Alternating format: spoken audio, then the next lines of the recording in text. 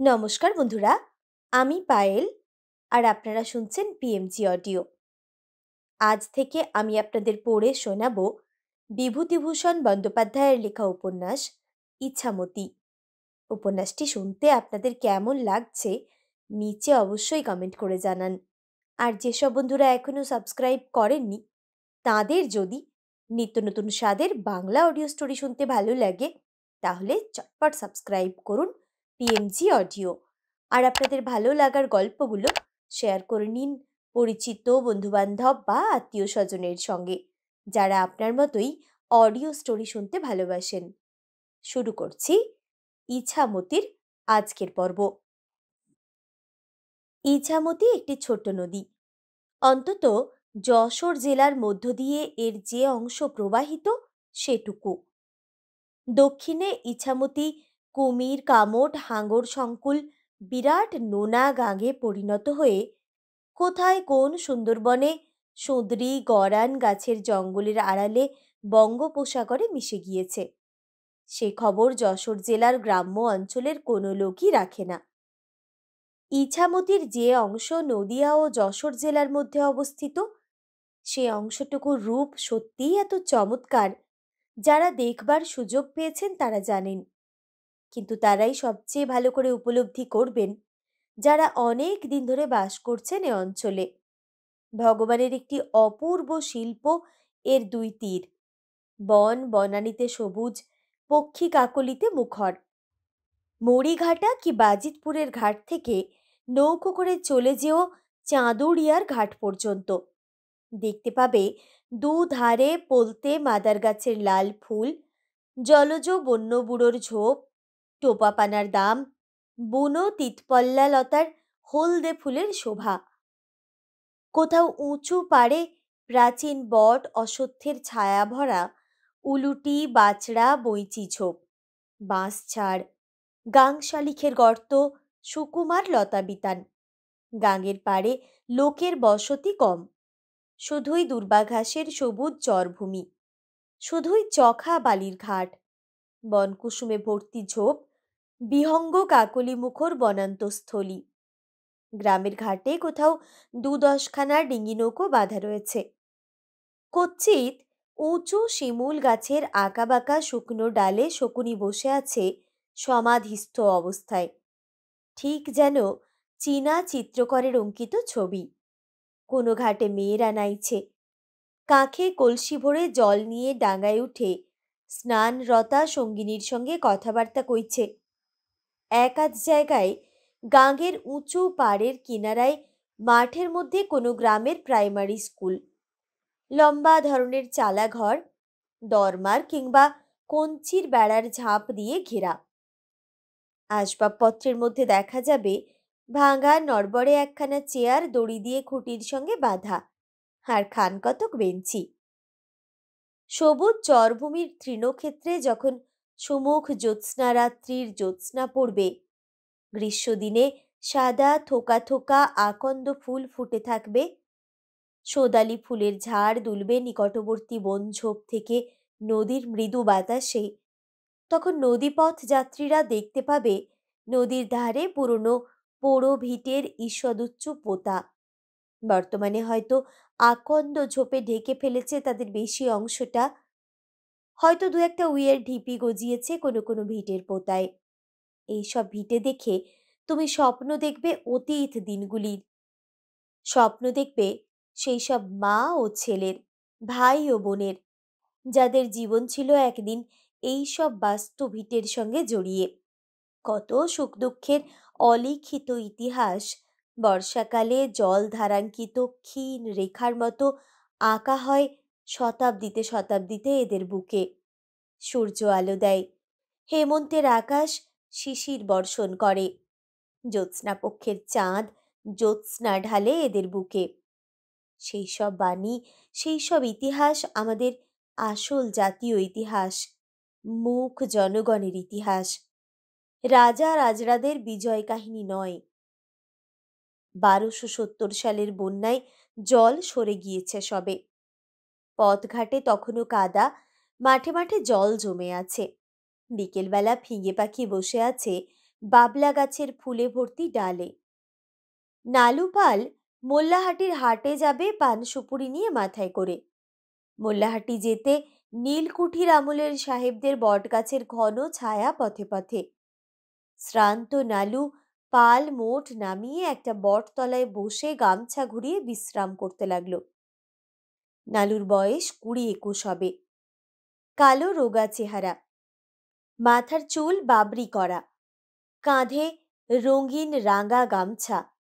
তখনকার দিনের শৌখিন বেশভূষা পাড়াগাঁয়ের।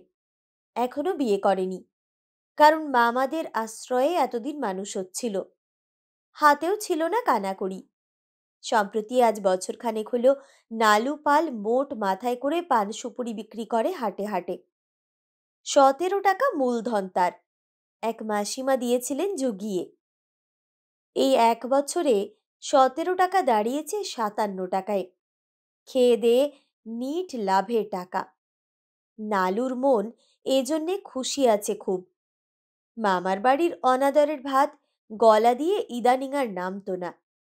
21 বছর বয়সের পুরুষ মানুষের শোভা পায় না অপরের গলগ্রহ হওয়া।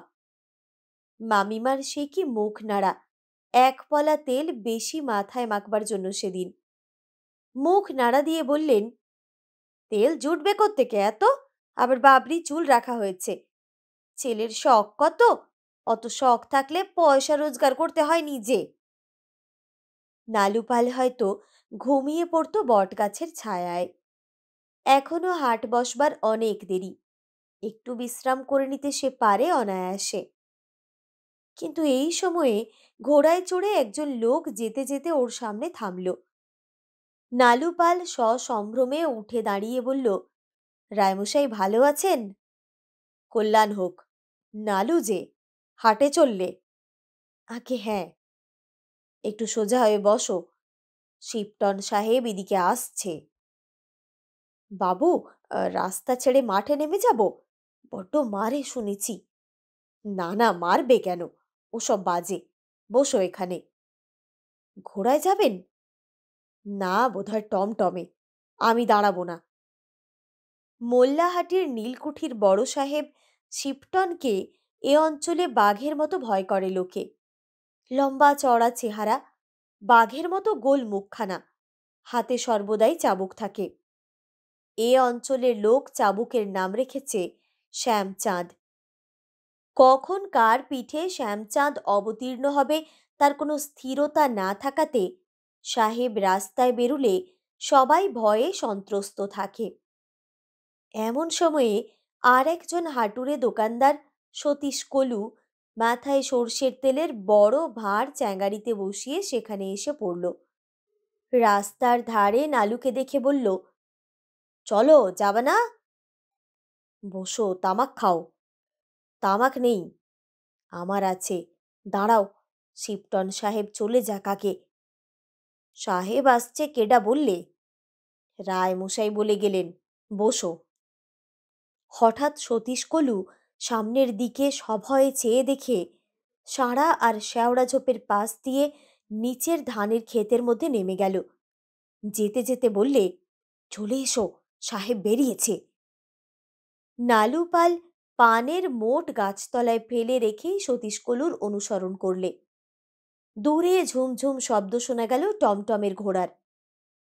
একটু পরে সামনের রাস্তা কাঁপিয়ে সাহেবের টমটম কাছাকাছি এসে পড়ল এবং থামবি তো থাম, একেবারে নালুপালের আশ্রয়স্থল ওদের বটতলায়, ওদের সামনে।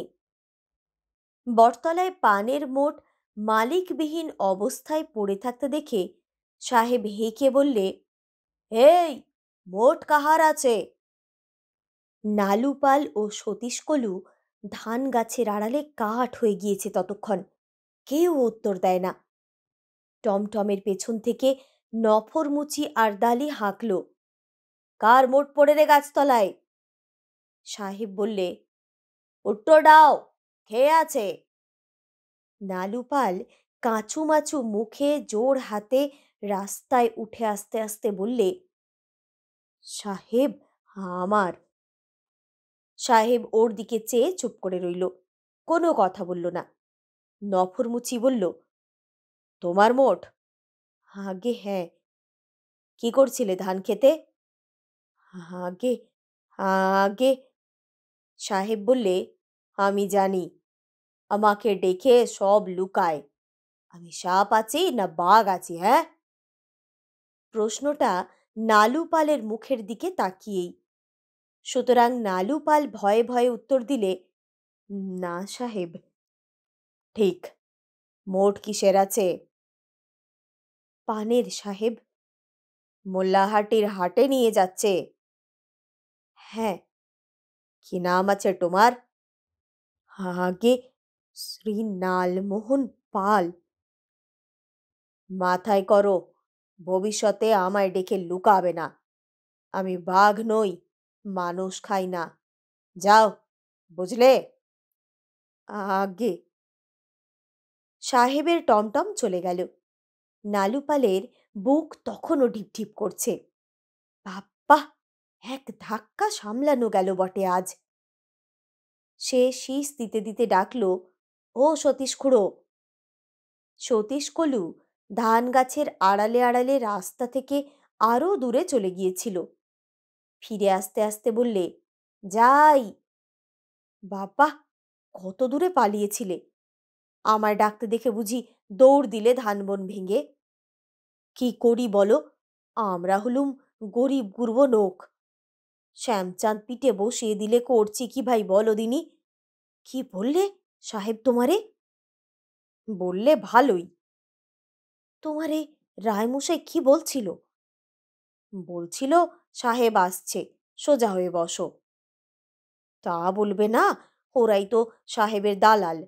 কুটির দেওয়ানি করে সোজা রোজগারটা করেছে রায়মশাই। অত বড় দোমহলা বাড়িটা তৈরি করেছে সে বছর। রায়মশাইয়ের পুরো নাম রাজারাম রায়, মোল্লাহাটি নীলকুঠির দেওয়ান। সাহেবের খয়ের খাই ও প্রজাপীড়নের জন্য এদেশের লোকে যেমন ভয় করে তেমনি ঘৃণা করে, কিন্তু মুখে কারো কিছু বলবার সাহস নেই। নিকটবর্তী পাঁচপোতা গ্রামে বাড়ি। বিকেলের সূর্য বাগানের নিবিড় সবুজের আড়ালে ঢলে পড়েছে। এমন সময়ে রাজারাম রায় নিজের বাড়িতে ঢুকে ঘোড়া থেকে নামলেন। নফরমুচির এক খুড়তুতো ভাই ভজামুচি এসে ঘোড়া ধরলে। চণ্ডীমণ্ডপের দিকে চেয়ে দেখলেন অনেকগুলো লোক সেখানে জড়ো হয়েছে। নীলকুঠির দেওয়ানের চণ্ডীমণ্ডপে অমন ভিড় 12 মাসই লেগে আছে। কত রকমের দরবার করতে এসেছে নানা গ্রামের লোক। কারো জমিতে ফসল ভেঙে নীল বোনা হয়েছে জোর জবরদস্তি করে। কারো নীলের দাদনের জন্য যে জমিতে দাগ দেওয়ার কথা ছিল তার বদলে অন্য এবং উৎকৃষ্টতর জমিতে কুঠির আমিন গিয়ে নীল বোনার জন্য চিহ্নিত করে এসেছে। এই সব নানা রকমের নালিশ। নালিশের প্রতিকার হতো, নতুবা দেওয়ানের চণ্ডীমণ্ডপে লোকের ভিড় জমত না রোজ রোজ। তার জন্য ঘুষ ঘাসের ব্যবস্থা ছিল না।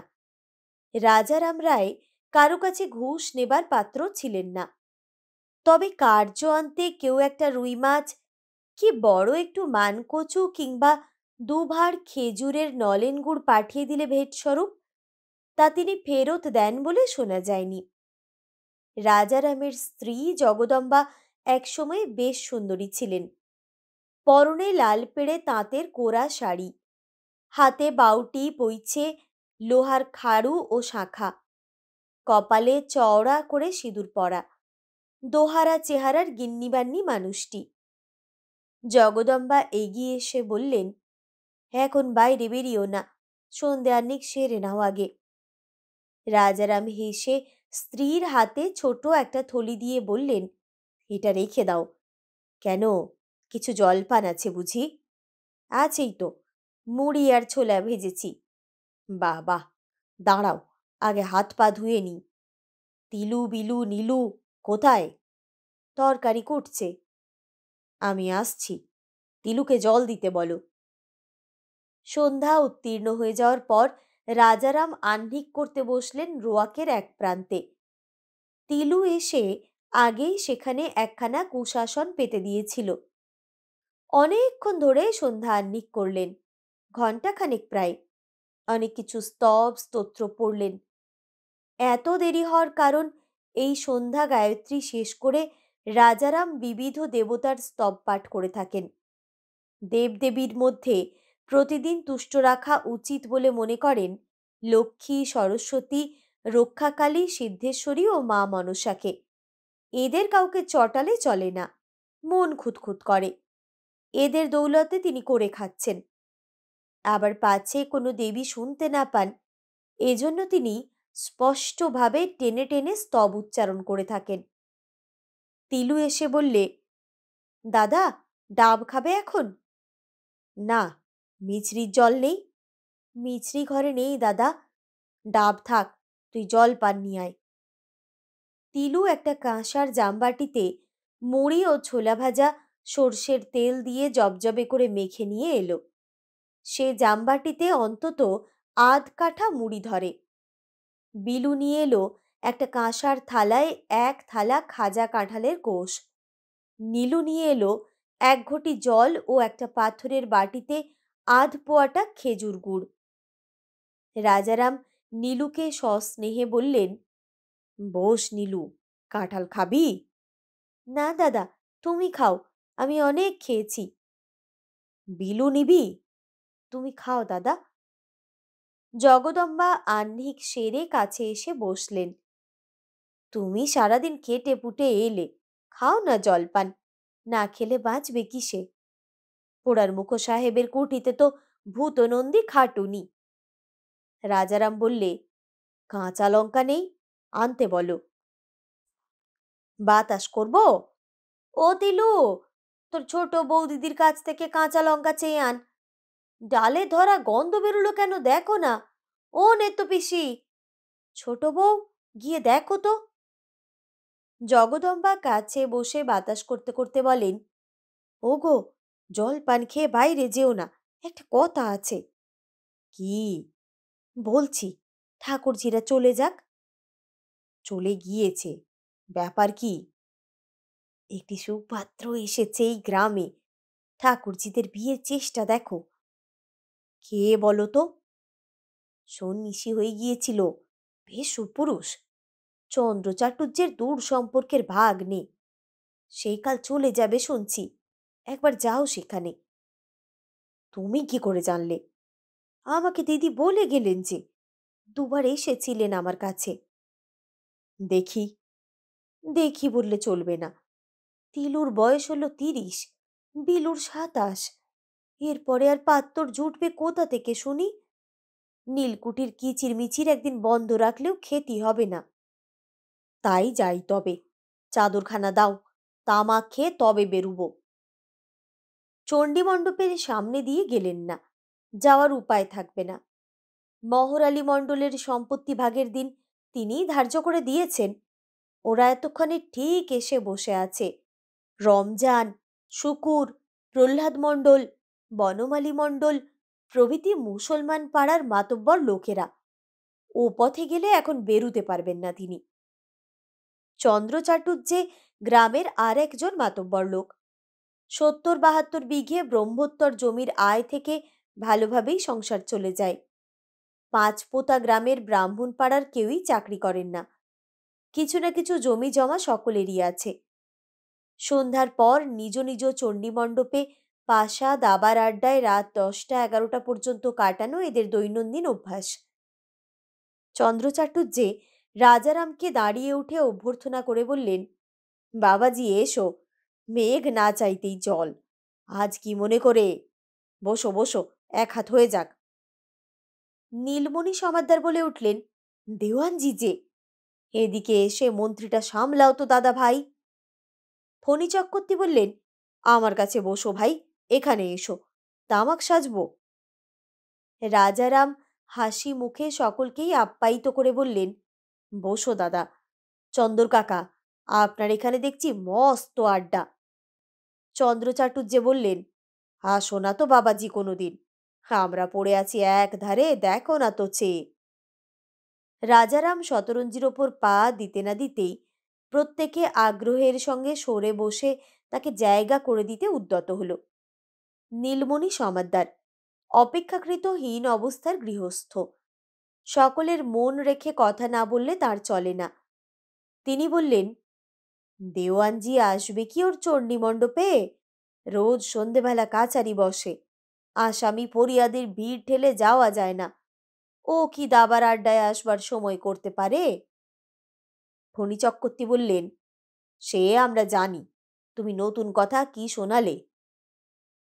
নীলমণি বললেন, দাবায় পাকা হাত, এক হাত খেলবে ভায়া? রাজারাম এগিয়ে এসে হুঁকো নিলেন ফণি চক্রবর্তীর হাত থেকে, কিন্তু বয়োবৃদ্ধ চন্দ্র চাটুর্যের সামনে তামাক খাবেন না বলে চণ্ডীমণ্ডপের ভেতরের ঘরে হুঁকো হাতে ঢুকে গেলেন এবং খানিক পরে এসে নীলমণির হাতে হুঁকো দিয়ে পূর্বস্থানে বসলেন। দাবা খেলা শেষ হলো রাত 10টারও বেশি। লোকজন একে একে চলে গেল। চন্দ্র চাটুর্যকে রাজারাম তার আগমনের কারণ খুলে বললেন। চন্দ্র চাটুর্যের মুখ উজ্জ্বল দেখালো। রাজারামের হাত ধরে বললেন, এই জন্যে বাবাজির আশা। এ কঠিন কথা কি? কিন্তু একটা কথা বাবা, ভবানী সন্ন্যাসী হয়ে গিয়েছিল, তোমাকে সেই কথাটা আমার বলা দরকার। বাড়ি গিয়ে আপনার বৌমাদের কাছে বলি, তিলুকে জানাতে হবে, ওরাই জানাবে। বেশ। পরে সুর নিচু করে বললেন, একটা কথা বলি, ভবানীকে এখানে বাস করাবো এই আমার ইচ্ছে। তুমি গিয়ে তোমার 3টি বোনের বিয়েই ওর সঙ্গে দাও, ভালাই চুকে যাক। 5 বিঘে ব্রহ্মোত্তর জমি যৌতুক দেবে, এখনই সব ঠিক করে দিচ্ছি। রাজারাম চিন্তিত মুখে বললেন, বাড়ি থেকে জিজ্ঞেস না করে কোনো কিছুই বলতে পারবো না কাকা, কাল আপনাকে জানাবো। তুমি নির্ভয়ে বিয়ে দাও গিয়ে, আমার ভাগ্নে বলে বলছি নে। কাটাদ বন্দিঘাটির বারুরি, এক পুরুষে ভঙ্গ। ঘটকের কাছে কুলুজি শুনিয়ে দেব এখন। জল জলে কুলীন, এক ডাকে সকলে চেনে। বয়স কত হবে পাত্তরের? তা 50-এর কাছাকাছি। তোমার বোনেদেরও তো বয়স কম নয়। ভবানী সন্ন্যাসী না হয়ে গেলে এতদিনে 7 ছেলের বাপ। দেখো আগে তাকে, নদীর ধারে রোজ 1 ঘন্টা সন্ধে আহ্নিক করে, তারপর আপন মনে বেড়ায়। এই চেহারা, হাতের গুল। ভবানী রাজি হবেন 3টি বোনকে একসঙ্গে বিয়ে করতে? সে ব্যবস্থা বাবাজি আমার হাতে, তুমি নিশ্চিন্তি থাকো। একটু অন্ধকার হয়েছিল বাঁশবনের পথে। জোনাকি জ্বলছে কচু আর বাবলা গাছের নিবিড়তার মধ্যে। ছাতিম ফুলের গন্ধ ভেসে আসছে বনের দিক থেকে। অনেক রাত্রে তিলোত্তমা কথাটা শুনল। কৃষ্ণপক্ষের চাঁদ উঠেছে নদীর দিকের বাঁশ ঝাড়ের পিছন দিয়ে। ছোট বোন বিলুকে ডেকে বলল, বিলু, বৌদিদি তোকে কিছু বলেছে? বলবে না কেন, বিয়ের কথা তো। মরণ, পোড়ার মুখ, লজ্জা করে না? লজ্জা কি? ধিঙ্গি হয়ে থাকা খুব মানের কাজ ছিল বুঝি? 3জন কি এক খুঁড়ে মাথা মুড়তে হবে, তা শুনেছ তো? সব জানি। রাজি? সত্যি কথা যদি বলতে হয়, তবে আমার কথা এই যে হয়তো হয়ে যাক। আমারও তাই মত। নীলুর মতটা কাল সকালে নিতে হবে। সে আবার কি বলবে? ছেলে মানুষ, আমরা যা করব সেও তাতে মত দেবেই। তিলু কত রাত পর্যন্ত ছাদে বসে ভাবলে। 30 বছর তার বয়স হয়েছে। স্বামীর মুখ দেখা ছিল অস্বপনের স্বপন। এখনো বিশ্বাস হয় না সত্যিই তার বিয়ে হবে। স্বামীর ঘরে সে যাবে, বোনেদের সঙ্গে। তাই কি, ঘরে ঘরে তো এমনি হচ্ছে। চন্দ্রকাকার বাপের 17টা বিয়ে ছিল, কুলীন ঘরে অমন হয়েই থাকে। বিয়ের দিন কবে ঠিক করেছে দাদা কে জানে। বরের বয়স 50, তাতে কি, সে কি আর খুকি আছে এখনো? উৎসাহে পড়ে রাত্রে তিলুর ঘুম এলো না চোখে। কি ভীষণ মশার গুঞ্জন বনে ঝোপে। তিলু যে সময় ছাদে একা বসে রাত জাগছিল, সে সময়ে নালুপাল মোল্লাহাটির হাট থেকে ফিরে নিজের হাতে রান্না করে খেয়ে তবিল মিলিয়ে শুয়ে পড়েছে সবে। নালু এক ফন্দি এনেছে মাথায়। ব্যবসার কাজ সে খুব ভালো বোঝে, এ ধারণা তার আজই হলো। 7 টাকা 9 আনার পান সুপুরি বিক্রি হয়েছে আজ। নিট লাভ 1 টাকা 3 আনা।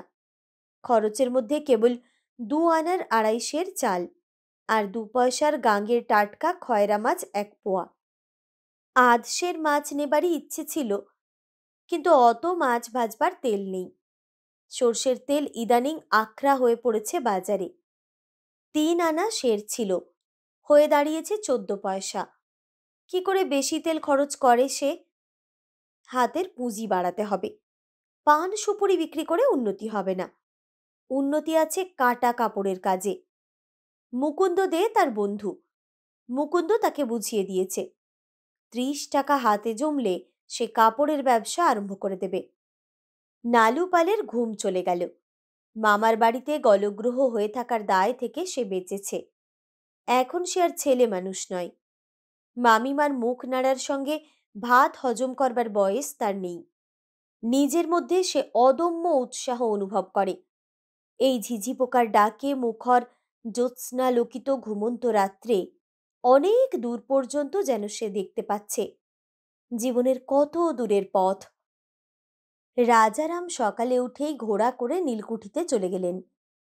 নীলকুঠি যাবার পথটি ছায়া স্নিগ্ধ, বনের লতাপাতায় শ্যামল। যজ্ঞি ডুমুর গাছের ডালে পাখির দল ডাকছে কিচকিচ করে। জ্যৈষ্ঠের শেষে এখনো ঝাড়ঝাড় সোঁদালি ফুল মাঠের ধারে। নীলকুঠির ঘরগুলি ইছামতি নদীর ধারেই। বড় থামলা সাদা কুঠিটা বড় সাহেব শিবটনের।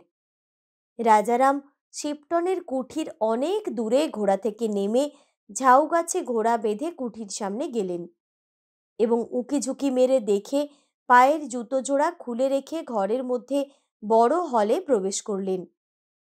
শিবটন ও তার মেম বাদে আরেকজন কি সাহেব হলে বসে আছে। শিবটন বললেন, দিওয়ান, এদিকে এসো। Look here, Grant, this is our Dewan Roy. অন্য সাহেবটি আহেলা বিলিতি, নতুন এসেছেন দেশ থেকে। বয়স 30 থেকে 35-এর মধ্যে।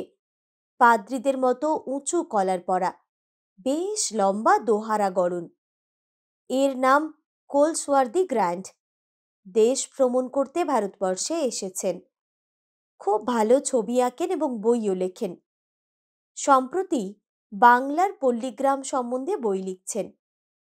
মিস্টার গ্র্যান্ট মুখ তুলে দেওয়ানের দিকে চেয়ে হেসে বললেন, yes, he will be a fine subject for my sketch of a Bengali gentleman with his turban. শেঠ সাহেব বললেন, that's shamla, not turban. I would never manage it. Oh, you would. In human nature, I believe so far as I can see him no more. All right, all fight please yourself. Mrs. Shipton বললেন, I'm not going to see you fall out with each other, wicked men that you are. Mr. Grant হেসে বললেন, So I beg your pardon, madam. এই সময়ে ভজা মুচির দাদা শ্রীরাম মুচি বেয়ারা সাহেবদের জন্য কফি নিয়ে এলো। সাহেবদের চাকর বেয়ারা সবই স্থানীয় মুচি বাগদি প্রভৃতি শ্রেণী থেকে নিযুক্ত হয়। তাদের মধ্যে মুসলমান নেই বললেই হয়। সবই নিম্ন বর্ণের হিন্দু। দু একটি মুসলমান থাকেও অনেক সময়, যেমন এই কুঠিতে মাদার মণ্ডল আছে, ঘোড়ার সহিস। রাজারাম দাঁড়িয়ে গলদঘর্ম হচ্ছিলেন। শিবটন বললেন, তুমি যাও দেওয়ান, তোমাকে দেখে ইনি ছবি আঁকিতে ইচ্ছে করিতেছেন, তোমাকে আঁকিতে হইবে। বেশ হুজুর। ডাডন খাটাগুলো একবার দেখে রাখো।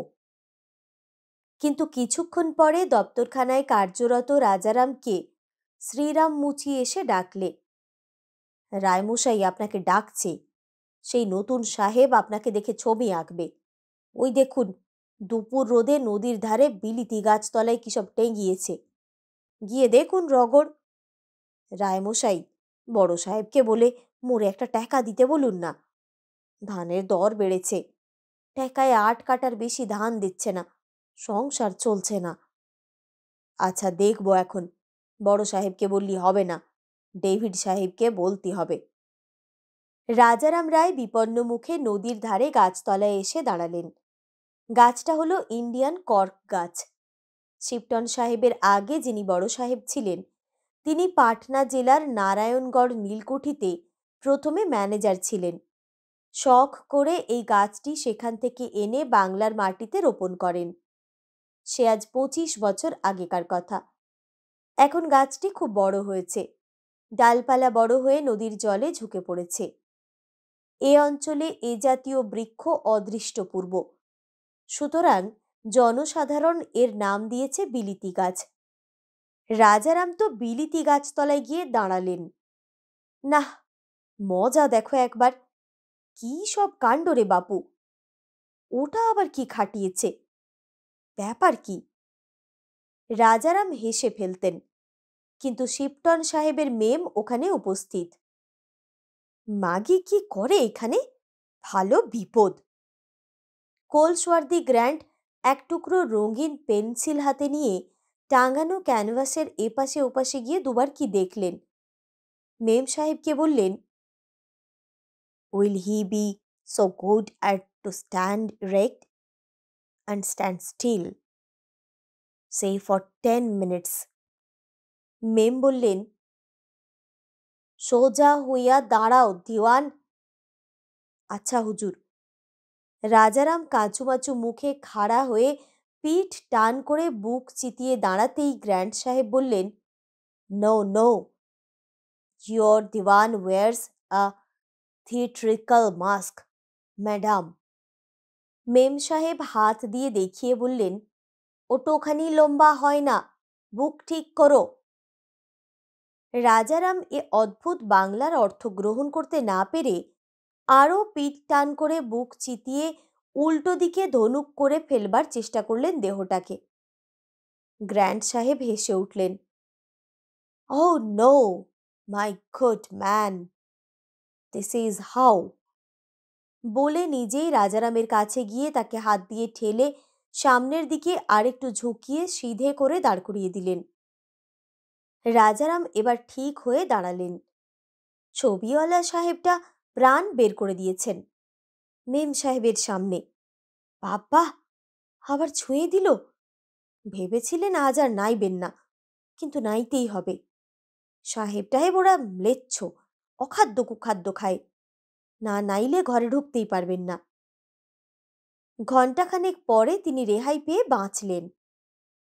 বারে, কি চমৎকার করেছে সাহেবটা! অবিকল তিনি দাঁড়িয়ে আছেন, তবে এখনো মুখ চোখ হয়নি। ওবেলা আবার আসতে বলেছে। আবার ওবেলা ছোবে নাকি? অবেলায় তিনি আর নাইতে পারবেন না। কোলসওয়ার্দি গ্র্যান্ট বিকেলে 5 পোতার বাঁওড়ের ধারে রাস্তা ধরে বড় টমটমে বেড়াতে বের হলেন। সঙ্গে ছোট সাহেব ডেভিড ও শিবটন সাহেবের মেম। রাস্তাটি সুন্দর ও সোজা, একদিকে স্বচ্ছতোয়া বাওড়া, আরেকদিকে ফাঁকা মাঠ, নীলের ক্ষেত, আউশ ধানের ক্ষেত। গ্র্যান্ড সাহেব শুধু ছবি আঁকিয়ে নয়, কবি ও লেখকও। তার চোখে পল্লী বাংলার দৃশ্য এক নতুন জগৎ খুলে দিল। বন্ধনহীন উদাস মাঠের, ফুল ভর্তি সোঁদালি গাছের রূপ, ফুল ফোটা বন ঝোপে অজানা বন পক্ষীর কাকলি, এসব দেখবার চোখ নেই ওই হাদামুখো ডেভিডটার কি গোয়ার গোবিন্দ শিবটনের। ওরা এসেছে গ্রাম্য ইংল্যান্ডের চাষাভুষো পরিবার থেকে, ওয়েস্টার্ন মিডল্যান্ডের রাই ও ফেয়ারিংফোর্ড গ্রাম।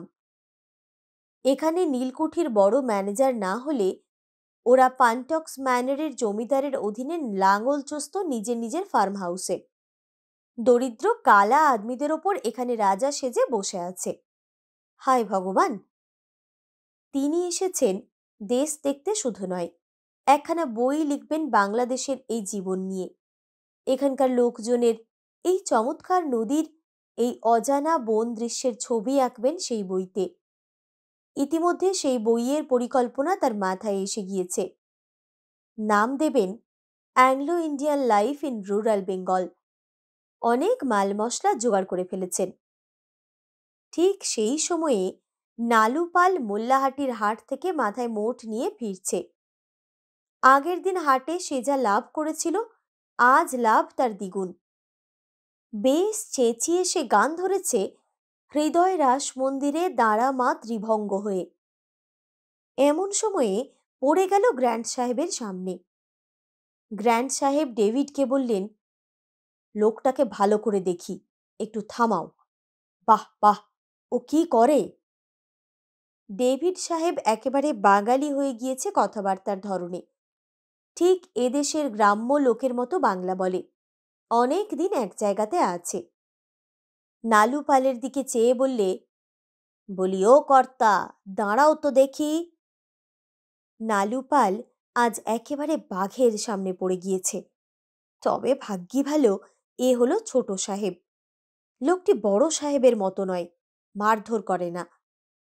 মেমটাকে বোধ হয় বড় সাহেবের। নালু পাল দাঁড়িয়ে পড়ে বললে, আগে সেলাম, কি বলছেন?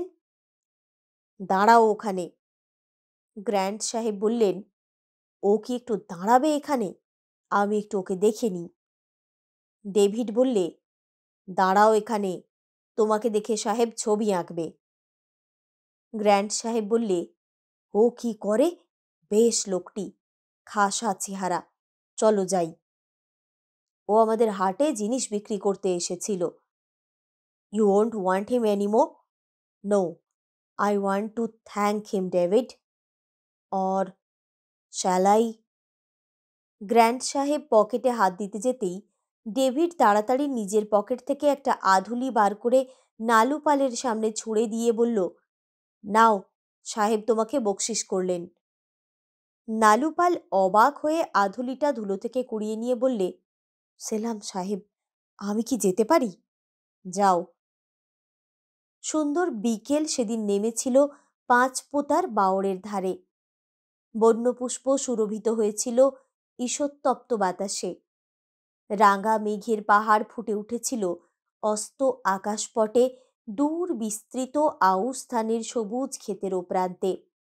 কিচমিচ করছিল গাংশালিক ও দোয়েল পাখির ঝাঁক।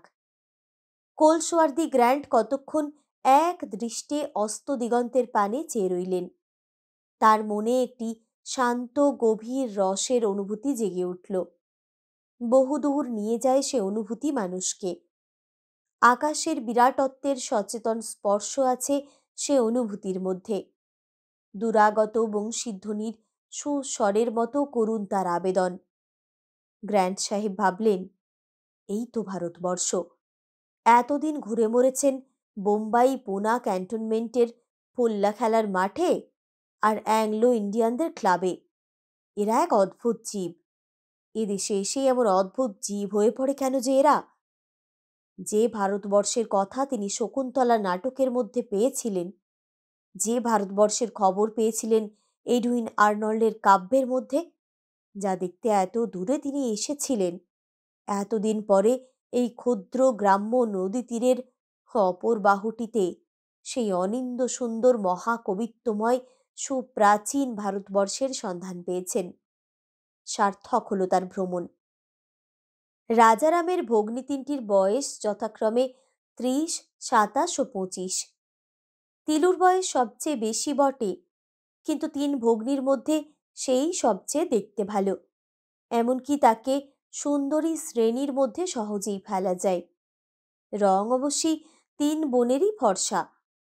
রাজারাম নিজেও বেশ সুপুরুষ, কিন্তু তিলুর মধ্যে পাকা সবরি কলার মতো একটু লালচে ছোপ থাকায় উনুনের তাতে কিংবা গরম রৌদ্রে মুখ রাঙা হয়ে উঠলে বড় সুন্দর দেখায় ওকে। তন্নি, সুঠাম, সুকেশী, বড় বড় চোখ, চমৎকার হাসি। তিলুর দিকে একবার চাইলে হঠাৎ চোখ ফেরানো যায় না।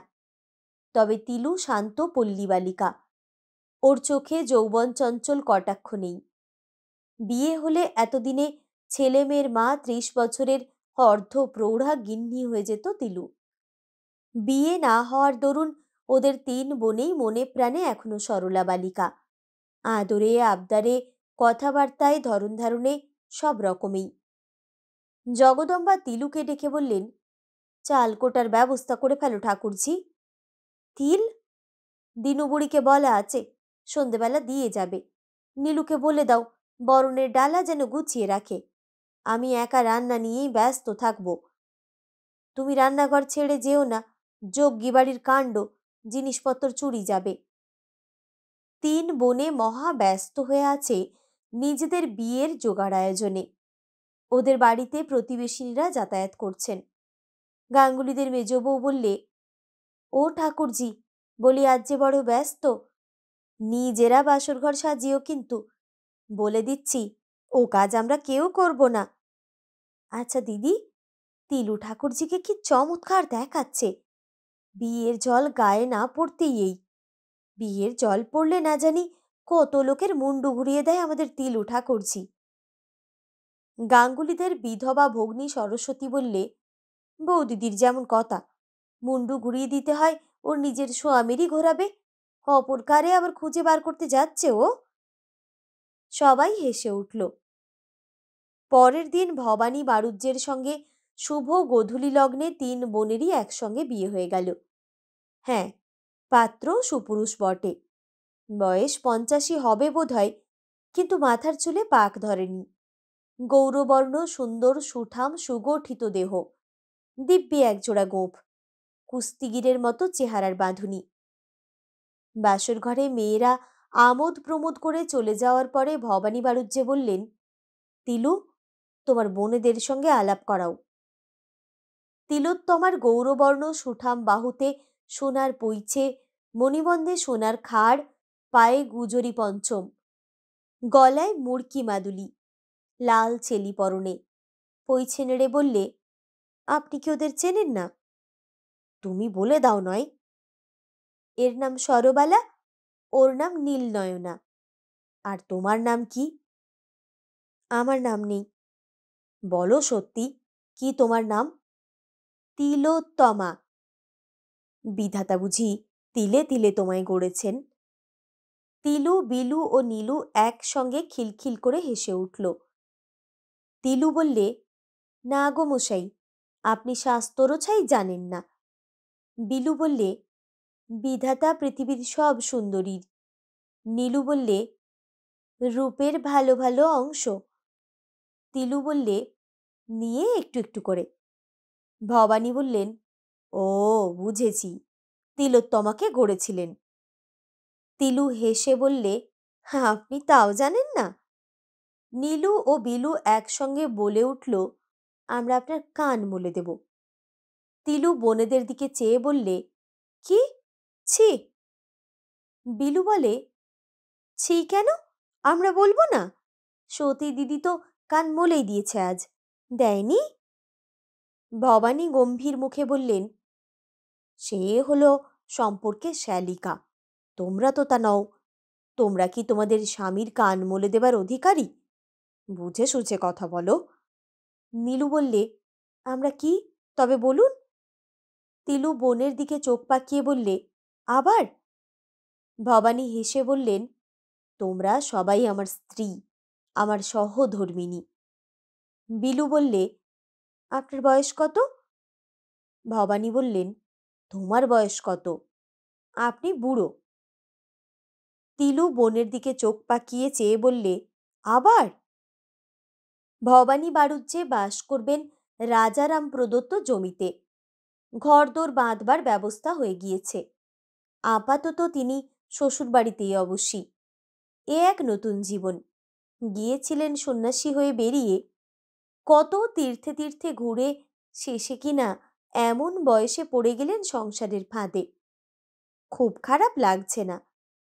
তিলু সত্যিই বড় ভালো গৃহিণী। ভবানী ওর কথা চিন্তা করলেই আনন্দ পান। তাকে যেন ও 10 হাত বাড়িয়ে ঘিরে রেখেছে জগদ্ধাত্রীর মতো।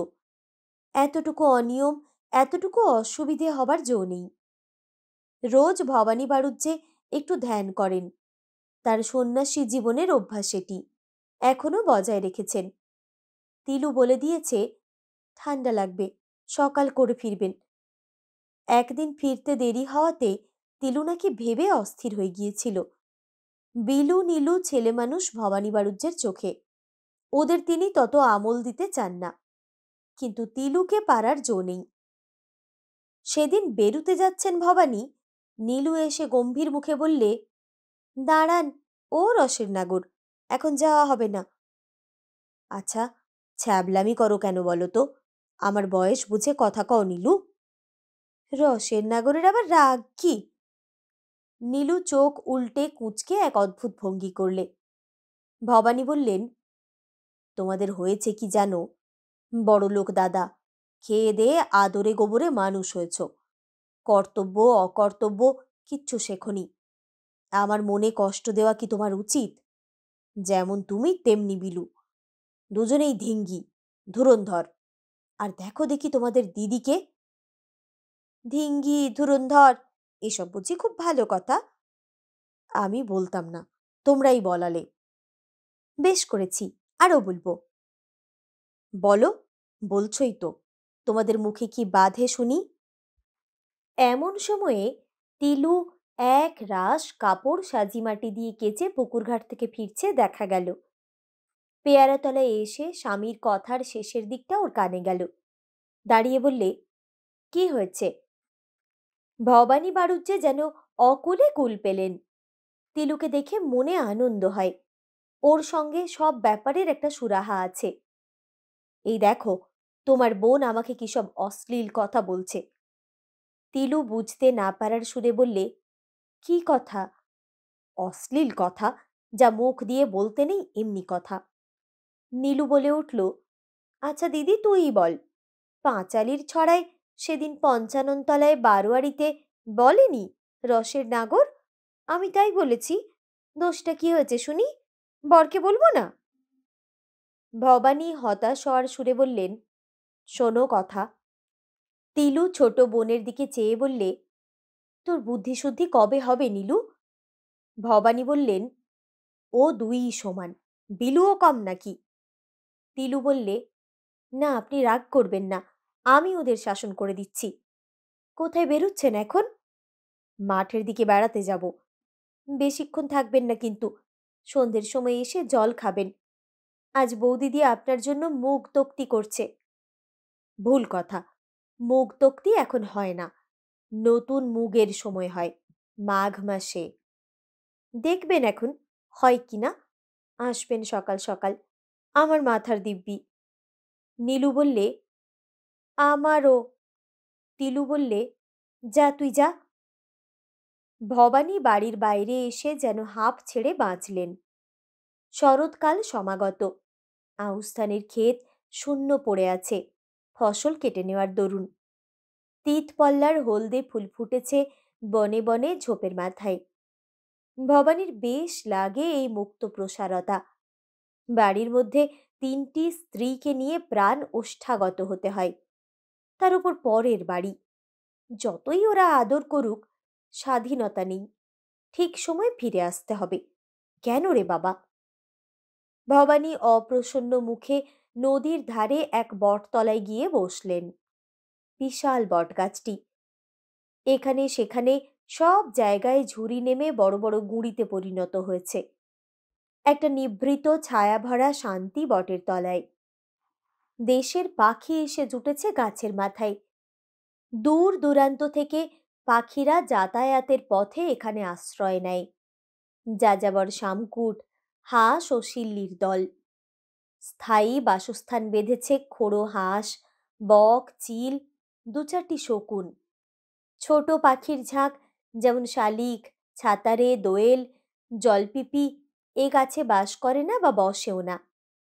ভবানী এ গাছতলায় এর আগে এসেছেন এবং এসব লক্ষ্য করে গিয়েছেন। দু একটা সন্ধ্যামণির জংলা ফুল ফুটেছে গাছতলায় এখানে ওখানে। ভবানী এদিক ওদিক তাকিয়ে গাছতলায় গিয়ে চুপচাপ বসলেন। একটু নির্জন জায়গা চাই। চাষি লোকেরা বড় কৌতূহলী, দেখতে পেলে এখানে এসে উকিঝুঁকি মারবে আর অনবরত প্রশ্ন করবে, তিনি কেন এখানে বসে আছেন। তিনি একা বসে রোজ এ সময় একটু ধ্যান করে থাকেন, তার সন্ন্যাসী জীবনের বহুদিনের অভ্যাস। আজও তিনি ধ্যানে বসলেন। একটা সন্ধ্যামণি ফুলগাছের খুব কাছেই। খানিকটা সময় কেটে গেল। হঠাৎ একটা অপরিচিত ও বিজাতীয় কণ্ঠস্বরে ভবানী চমকে উঠে চোখ খুলে তাকালেন। একজন সাহেব গাছের গুঁড়ির ওদিকে একটা মোটা ঝুড়ি ধরে দাঁড়িয়ে তার দিকে বিস্ময়ে ও শ্রদ্ধার দৃষ্টিতে চেয়ে আছে। সাহেবটি আর কেউ নয়, কোলসওয়ার্দি গ্র্যান্ট। তিনি বটগাছের শোভা দূর থেকে দেখে ভালো করে দেখবার জন্য কাছে এসে আরও আকৃষ্ট হয়ে গাছের তলায় ঢুকে পড়েন এবং এদিক ওদিক ঘুরতে গিয়ে হঠাৎ ধ্যানরত ভবানীকে দেখেই থমকে দাঁড়িয়ে বলে ওঠেন, অ্যান ইন্ডিয়ান যোগী। সাহেবের টমটম দূরে রাস্তায় দাঁড়িয়ে আছে, সঙ্গে কেউ নেই। ভজামুচি সহিস টমটমেই বসে আছে ঘোড়া ধরে। কোলসওয়ার্দি গ্র্যান্ট ভবানীর সামনে এসে আশ্বাসের সুরে বললেন, oh I am very sorry to disturb you, please go on with your meditations. Bhabani Barujje কিছুই না বুঝে অবাক হয়ে সাহেবের দিকে চেয়ে রইলেন। তিনি সাহেবকে দু একদিন এর আগে যে না দেখেছেন এমন নয়, তবে এত কাছে থেকে আর কখনো দেখেননি। I wish I could speak your tongue. বটতলায় কি একটা ব্যাপার হয়েছে বুঝে ভজামুচি টমটমের ঘোড়া সামলে ওখানে এসে হাজির হলো। সেও ভবানীকে চেনে না। এসে দাঁড়িয়ে বললে, পেরনামই বাবা ঠাকুর, ও সাহেব ছবি আঁকে কিনা, তাই দেখুন সকালবেলা কুটি থেকে বেরিয়ে মোড়ে নিয়ে সারাদিন বন বাদার ঘুরছে। আপনারে দেখে ওর ভালো লেগেছে তাই বলছে। ভবানী হাত জুড়ে সাহেবকে নমস্কার করলেন ও একটু হাসলেন। গ্র্যান্টও দেখা দেখি সেভাবে নমস্কার করবার চেষ্টা করলেন। ভজামুচিকে গ্র্যান্ট সাহেব হাত পা নেড়ে ছবি আঁকার ব্যাপারটা বোঝাবার চেষ্টা করলেন। ভজামুচি ভবানীর দিকে চেয়ে বলল, ও বলছে আপনার ছবি আঁকবে, মুই জানি কি না, এই সাহেবটা ওই রকম করে, একটুখানি চুপটি মেরে বসুন। কি বিপদ! একটু ধ্যান করতে বসতে গিয়ে এ আবার কোন হাঙ্গামা এসে হাজির হলো দেখো। কতক্ষণ বসতে হবে? মরুগে, দেখাই যাক রগড়। ভবানী বসেই রইলেন। গ্র্যান্ট সাহেব ভজামুচিকে হাত দিয়ে দেখিয়ে বললেন, যাও। এতদিনে ওই কথাটি গ্র্যান্ট ভালো করে শিখেছেন। দেরি হলো বাড়ি ফিরতে। সুতরাং ভবানী নিজের ঘরটিতে ঢুকে দেখলেন তিলু দোরের চৌকাঠে কি একটা ন্যাকড়া দিয়ে পুঁতছে। ভবানী বললেন, কি ওখানে? তিলু মুখ না তুলেই বললে, রেড়ির তেল পড়ে গেল, ফিদিমটা ভাঙল, জল পড়ল মেঝেতে। এ সময়ে সমস্ত পল্লীগ্রামে দোতলা প্রদীপ বা সেজ ব্যবহার হতো। তলায় জল থাকত, ওপরের তলায় তেল, এতে নাকি তেল কম পড়ত। ভবানী দেখলেন তার খাটের তলায় দোতলা পিদিমটা ছিটকে ভেঙে পড়ে আছে। সবই আনাড়ি, ভাঙলে তো পিদিমটা। আমি ভাঙিনি। কে? নীলু বুঝি?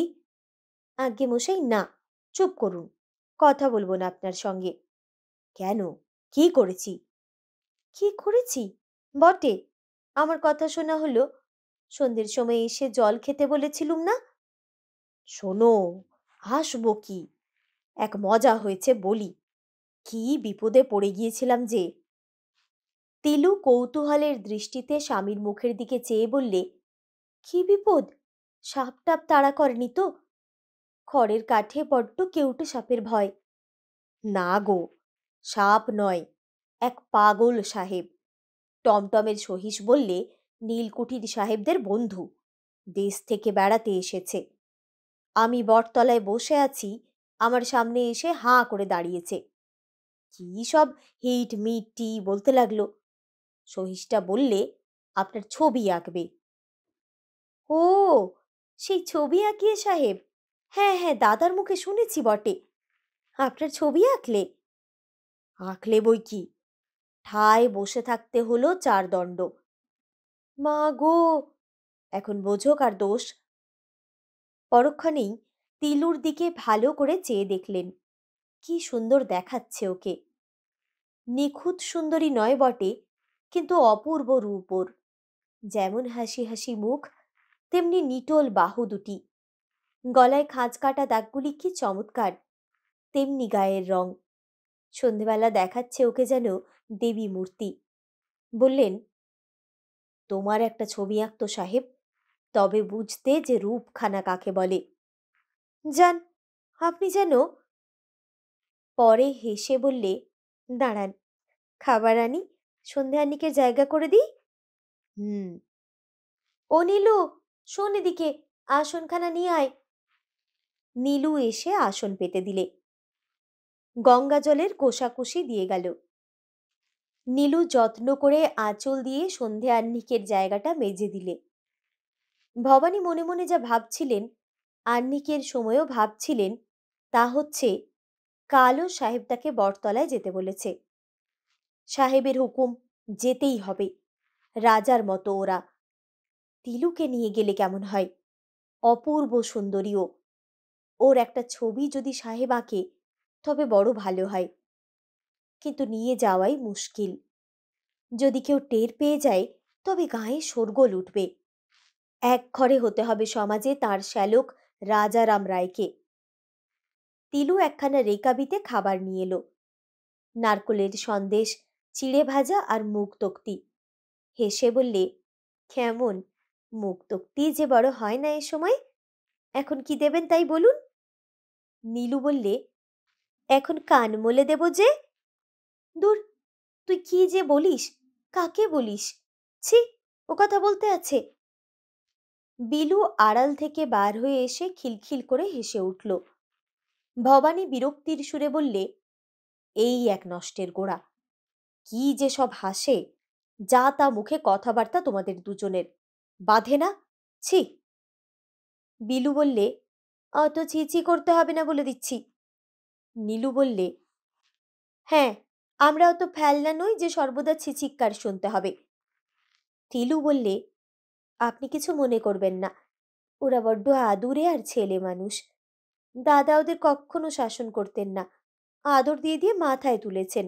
নীলু বললে, হ্যাঁ গো বৃন্দে, তোমাকে আর আমাদের ব্যাখ্যান করতে হবে না, থাক। বিলু বললে, দিদি শুয়ো হচ্ছে ভাতারের কাছে, বুঝলি না? ভবানী বললে, ছি ছি, আবার অশ্লীল বাক্য। বিলু রাগের সুরে বললে, হ্যাঁ গো, সব অশ্লীল বাক্য আর অশ্লীল বাক্য। তবে কি কথা বলবো শুনি? দুটো কথা বলেছ কি না, অমনি অশ্লীল বাক্য হয়ে গেল। বেশ করব, আমরা অশ্লীল বাক্য বলবো। আপনি কি করবেন শুনি? তিলু ধমকে বললে, যা এখান থেকে, দুজনেই যা, পান নিয়ে এসো। আর মুগ তক্তি দেব? কেমন লাগলো?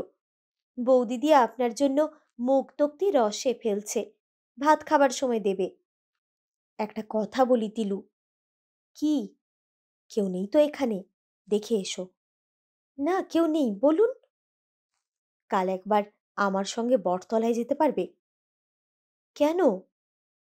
সাহেবকে দিয়ে তোমার ছবি আঁকাবো। ঢাকাই শাড়িখানা পরে যেও, পারবে?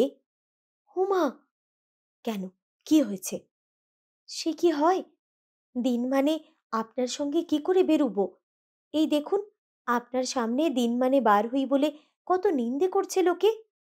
গায়ে সেই রাত্রির ছাড়া দেখা করার নিয়ম নেই। আমাকে বেরুতে হয় বাধ্য হয়ে। বৌদিদি পেরে ওঠেন না একা একা। শোনো, ফন্দি করতে হবে। আমাকে যেতে হবে বিকেলে, আজ যে সময় গিয়েছিলুম সেই সময়। তুমি নদীর ঘাটে গা ধুতে যেও ঘড়া গামছা নিয়ে, ওখান থেকে নিয়ে যাব, কেউ টের পাবে না। লক্ষ্মীটি তিলু, আমার বড্ড ইচ্ছে। আপনার আজগুবি ইচ্ছে, ওসব চলে কখনো সমাজে? আপনি সন্ন্যাসী হয়ে দেশ বিদেশ পেরিয়েছেন বলে সমাজের কোনো খবর তো রাখেন না। আমার যা ইচ্ছে করবার জো নেই। শেষ পর্যন্ত কিন্তু তিলুকে যেতে হলো। স্বামীর মনে ব্যথা দেওয়ার কষ্ট সে সইতে পারবে না। ঢাকাই শাড়ি পরে ঘোড়া নিয়ে ঘাটে যাবার পথ আলো করে যাবার সময় কেউ দেখেনি তাকে, কেবল বাদা বোষ্টমের বউ ছাড়া। বোষ্টম বউ বললেও, দিদিমণি, এ কি, এমন সেজেগুজে কোথায়? রূপে যে ঝলক তুলেছ। যা, ঘাটে গা ধোবো, শাড়িখানা কাচবো তাই। তিলুর বুকের মধ্যে দূর করছিল। অপরাধীর মতো মিথ্যে কৈফিয়তটা খাড়া করলে। ভাগ্যিস বোষ্টম বউ দাঁড়ালো না, চলে গেল। আর ভাগ্যিস ঘাটে শেষ বেলায় কেউ ছিল না। গ্র্যান্ড সাহেব দূর থেকে তিলুকে দেখে তাড়াতাড়ি টুপি খুলে সামনে এসে সম্ভ্রমের সুরে বললেন, oh, she is a queenly beauty. Oh, I am grateful to you, sir. তারপর তিনি অত্যন্ত যত্নের সঙ্গে তিলুর সলজ্জ মুখের ও অপূর্ব কমনীয় ভঙ্গির একটা আগা রেখাচিত্র আঁকতে চেষ্টা করলেন। 1864 সালে প্রকাশিত কোলসওয়ার্দি গ্র্যান্টের Anglo Indian life in rural Bengal নামক বইয়ের 54 পৃষ্ঠায় ও 57 পৃষ্ঠায় আ বেঙ্গলি ওম্যান এবং an Indian yogi in the woods নামক দুখানা ছবি যথাক্রমে তিলু ও ভবানী বাড়ুজ্যের রেখাচিত্র। গ্রামে কেউ টের পায়নি। মুশকিল ছিল। রাত্রি জ্যোৎস্নাময়ী। এ মাঠ দিয়ে ও মাঠ দিয়ে ঘুরে তিলু স্বামীকে নিয়ে এলো। ভবানী বিদেশি লোক, গ্রামের রাস্তাঘাট চিনতেন না। ভজা মুচি সহিসকে ভবানী সব খুলে বলে বারণ করে দিয়েছিলেন। তিলু বললে, বাপ্পা, কি কাণ্ড আপনার! শিশির পড়ছে, ঠান্ডা লাগাবেন না। সাহেবটা বেশ দেখতে। আমি এত কাছ থেকে সাহেব কখনো দেখিনি। আপনি একটি ডাকাত। ওসব অশ্লীল কথা স্বামীকে বলতে আছে? ছি! রাজারাম রায়কে ছোট সাহেব ডেকে পাঠিয়েছেন। কেন ডেকে পাঠিয়েছেন রাজারাম তা জানেন। কোনো প্রজার জমিতে জোর করে নীলের মার্কা মেরে আসতে হবে। রাজারাম দুর্ধর্ষ দেওয়ান। প্রজা কি করে জব্দ করা যায় তাকে শেখাতে হবে না। আজ 18 বছর তিনি এই কুঠিতে আছেন। বড় সাহেবের প্রিয়পাত্র হয়েছেন শুধু এই প্রজা জব্দ রাখবার দক্ষতার গুণে। পাঁচু শেখের বাড়ি তেঘরা শেখ হাটি। সেখানকার প্রজারা আপত্তি জানিয়ে বলেছে, দেওয়ানজি, আপনাদের খাসের জমিতে নীল বুনুন। প্রজার জমিতে এবার আমরা নীল বুনতি দেব না। রাজারাম জোর করে নীলের দাগ মেরে এসেছেন পাঁচু শেখের ও তার শ্বশুর বিপিন গাজী ও নবু গাজীর জমিতে। এরা সে গ্রামের অবস্থাপন্ন গৃহস্থ। বিপিন গাজীর বাড়িতে 8টি ধান বোঝাই গোলা, 20-25টি হালের বলদ, 6 জোড়া লাঙ্গল। তার ভাই নবু গাজী তেজারতি কারবারে বেশ ফেপে উঠেছে আজকাল। কমপক্ষে 100 বিঘে আউশ ধানের চাষ হয় দুই ভাইয়ের জোতে। গ্রামের সব লোকে ওদের সমীহ করে চলে। এরাও বিপদে আপদে সব সময় বুক দিয়ে পড়ে। নবু গাজী আজ ছোট সাহেবের কাছে এসে নালিশ করেছে। তাই বোধহয় ছোট সাহেব ডেকেছেন। কি জানি, রাজারাম ভয় পান না। নবু গাজী কি করতে পারে করুক। ছোট সাহেব অনেক দিন এদেশে থেকে এদেশের গ্রাম্য লোকের মতো বাংলা বলতে পারে। রাজারামকে ডেকে বললে, কি বলছিল নবু গাজী? ও রাজারাম! কি বলুম হুজুর? ওর তামাকের জমিতে নাকি দাগ মেরে এসেছ। না মারলি ও গা জব্দ রাখা যাবে না হুজুর। ও বলছে ওদের পীরের দরগার সামনের জমিও নিয়ে। মিথ্যে কথা হুজুর, আপনি ডাকান ওকে। নবু গাজী বেশ জোয়ান মর্দ লোক। ঠান্ডা প্রকৃতির লোকও সে নিতান্ত নয়। কিন্তু ছোট সাহেব ও দেওয়ানজির সামনে সে নিরীহের মতো এসে দাঁড়াল। নীলকুঠির চতুষ্সীমার মধ্যে দাঁড়িয়ে মাথা তুলে কথা বলবার সাধ্য নেই কোনো রায়তের। ছোট সাহেব বললে, কি নবু গাজী, এবার গুড় পাটালি করেছিলে? নবু গাজী বিনম্র সুরে বললে, না সাহেব, মোরা এবার গাছ ছুড়িনি এখনো। পাটালি হলি খাতি দেবা না? আপনাদের দেব না তো কাদের দেব বলুন? দেবা ঠিক? ঠিক সাহেব। রাজারাম, তুমি এদের দরগাতলার জমিতে দাগ মেরেছ? না হুজুর, জমির নাম দরগাতলার জমি, এই পর্যন্ত। পুরনো খাতাপত্রে তাই আছে। সেখানে পীরের দরগা বা মসজিদ আছে কিনা ওকেই জিজ্ঞাসা করুন না। আছে সেখানে তোমাদের দরগা? ছিল আগে, এখন নেই দেওয়ানবাবু। তবে তবে যে বড় মিথ্যে কথা বললে সাহেবকে। বাবু, আপনি একটু দয়া করুন। ও জমিতে মোরা হাজত করি। অঘ্রাণ মাসের সংক্রান্তির দিন পীরের নামে বেঁধে বেড়ে খাই। হয় আপনি একদিন দেখে আসবেন। মুই মিথ্যে কথা কেন বলবো আপনারে? আপনারা হলেন দেশের রাজা। আমার জমিটা ছেড়ে দেন দয়া করে। ছোট সাহেব রাজারামের দিকে চেয়ে সুপারিশের সুরে বললে, যাকগে, দাও ছেড়ে জমিটা। ওরা যে কি করে বলছে। নবুগাছি বললে, হাজত? সেটা আবার কি? ওই যে বললাম সাহেব, খোদার নামে ভাত গোস্ত বেঁধে ফকির মিচকিনিদের মধ্যে ভাগ করে দিয়ে যা থাকে মোরা সবাই মিলে খাই। ছোট সাহেব খুশি হয়ে বলে উঠল, বেশ বেশ, আমার একদিন দেখাতে হবে। তা দেখাবো সাহেব। বেশ, রাজারাম, ওর জমিটা ছেড়ে দিও, যাও। নবুগাজী আভূমি সেলাম করে চলে গেল। কিন্তু সে বোকা লোক নয়। দেওয়ান রাজারামকে সে ভালোভাবেই চেনে। বাইরে গিয়ে গাছের আড়ালে অপেক্ষা করতে লাগল। রাজারাম ছোট সাহেবকে বললেন, হুজুর, আপনি কাজ মাটি করলেন একেবারে। কেন? ও জমি ১ নম্বরের জমি। বিঘেতে ৩.৫ মণ খুঁড়ো পড়তা হবে। ও জমি ছেড়ে দিতে আছে। আর যদি অমন করে আশকারা দেন প্রজাদের, তবে আমারে আর কি কেউ মানবে, না কোনো কথা আমার শুনবে? ছোট সাহেব শীষ দিতে দিতে চলে গেল। রাজারাম রাগে অভিমানে ফুলে উঠলেন। তখনই সদর আমিন প্রসন্ন চক্রবর্তীর ঘরে গিয়ে কি পরামর্শ করলেন দুজনে। প্রসন্ন চক্রবর্তীর বয়স ৪০-এর ওপরে। বেশ কালো রং, দোহারা গড়ন। খুব বড় এক জোড়া গোঁফ আছে। চোখগুলো গোল গোল ভাটার মতো। সকলে বলে, অমন বদমাইশ লোক নীলকুঠির কর্মচারীদের মধ্যে আর দুটি নেই। হয়কে নয় এবং নয়কে হয় করার ওস্তাদ। আমিনদের হাতে অনেক ক্ষমতাও দেওয়া আছে। সরল গ্রাম্য প্রজারা জরিপ কার্যের জটিল কর্মপ্রণালী কিছুই বোঝে না। রামের জমি শ্যামের ঘাড়ে এবং শ্যামের জমি যদুর ঘাড়ে চাপিয়ে দিয়ে মিথ্যে মাপ। মেপে নীলের জমি বার করে নেওয়াই আমিনের কাজ। প্রজারা ভয় করে, সুতরাং ঘুষও দেয়। রাজারামের অংশ আছে ঘুষের ব্যাপারে। প্রসন্ন চক্রবর্তী থেলো হুকোয় তামাক টানতে টানতে বললেন, এরকম করলি তো আমাদের কথা কেউ শুনবে না, ও দেওয়ানজি। রাজারাম সেটা ভালোই বোঝেন। বললেন, তা এখন কি করা যায় বলো, পরামর্শ দাও। বড় সাহেবকে বলুন কথাটা। সে বাঘের ঘরে এখন যাবে কেডা? আপনি যাবেন, আবার কেটা? বড় সাহেব শিপটন বেজায় রাশভারী জবরদস্ত লোক।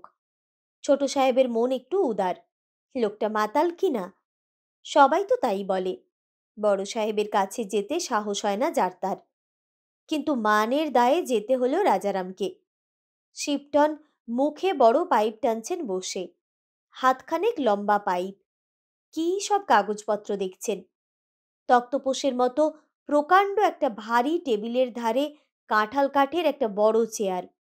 ৭ পেড়ের মুসাব্বর মিস্ত্রিকে দিয়ে টেবিল চেয়ার বড় সাহেবই তৈরি করিয়ে নিয়েছিলেন। নিজের হাতে পালিশ আর রং করেছেন। টেবিলের একধারে মোটা চামড়া বাঁধানো এক রাশ খাতা। দেওয়ালে অনেকগুলো সাহেব মেমের ছবি। এই ঘরের এক কোণে ফায়ারপ্লেস। তেমন শীত না পড়লেও কাঠের মোটা মোটা ডালের আগুন মাঘের শেষ পর্যন্ত জ্বলে। বড় সাহেব চোখ তুলে দেওয়ালের দিকে চেয়ে বললেন, গুড মর্নিং।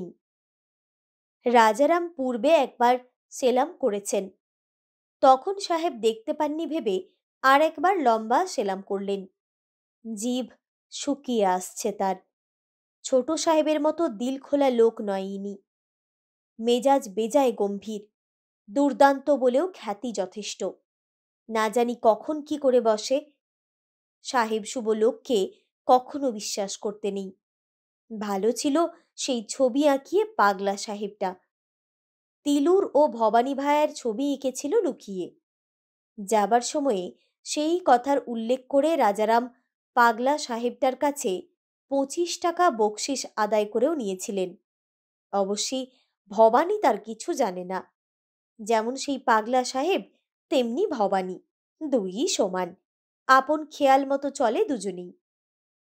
রাজারাম বললেন, আপনার আশীর্বাদে হুজুর ভালোই আছি। কি দরকার আছে এখানে? বিশেষ কোনো কাজ আছে? আমি এখন খুব বিজি আছি, সময় কম আছে। অন্য কিছু না হুজুর, আমি তেঘরার একটা প্রজার জমিতে দাগ মেরেছিলাম, ছোট সাহেব তাকে মাফ করে দিয়েছেন।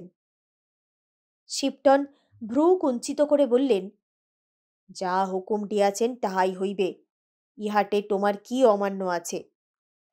বড় সাহেব এমন উল্টোপাল্টা কথা বলে, ভালো বাংলা না জানার দরুন। ভালো বালাই সব। রাজারামের হয়েছে মহাপাপ, এইসব অদ্ভুত চিজ নিয়ে ঘর করা। সাহেবের ভুল সংশোধন করে দেওয়া চলবে না, চটে যাবে। বালাইয়ের দল যা বলে তাই সই। তিনি বললেন, আগে না, অন্যায় আর কি আছে? তবে এমন করলে প্রজা শাসন করা যায়?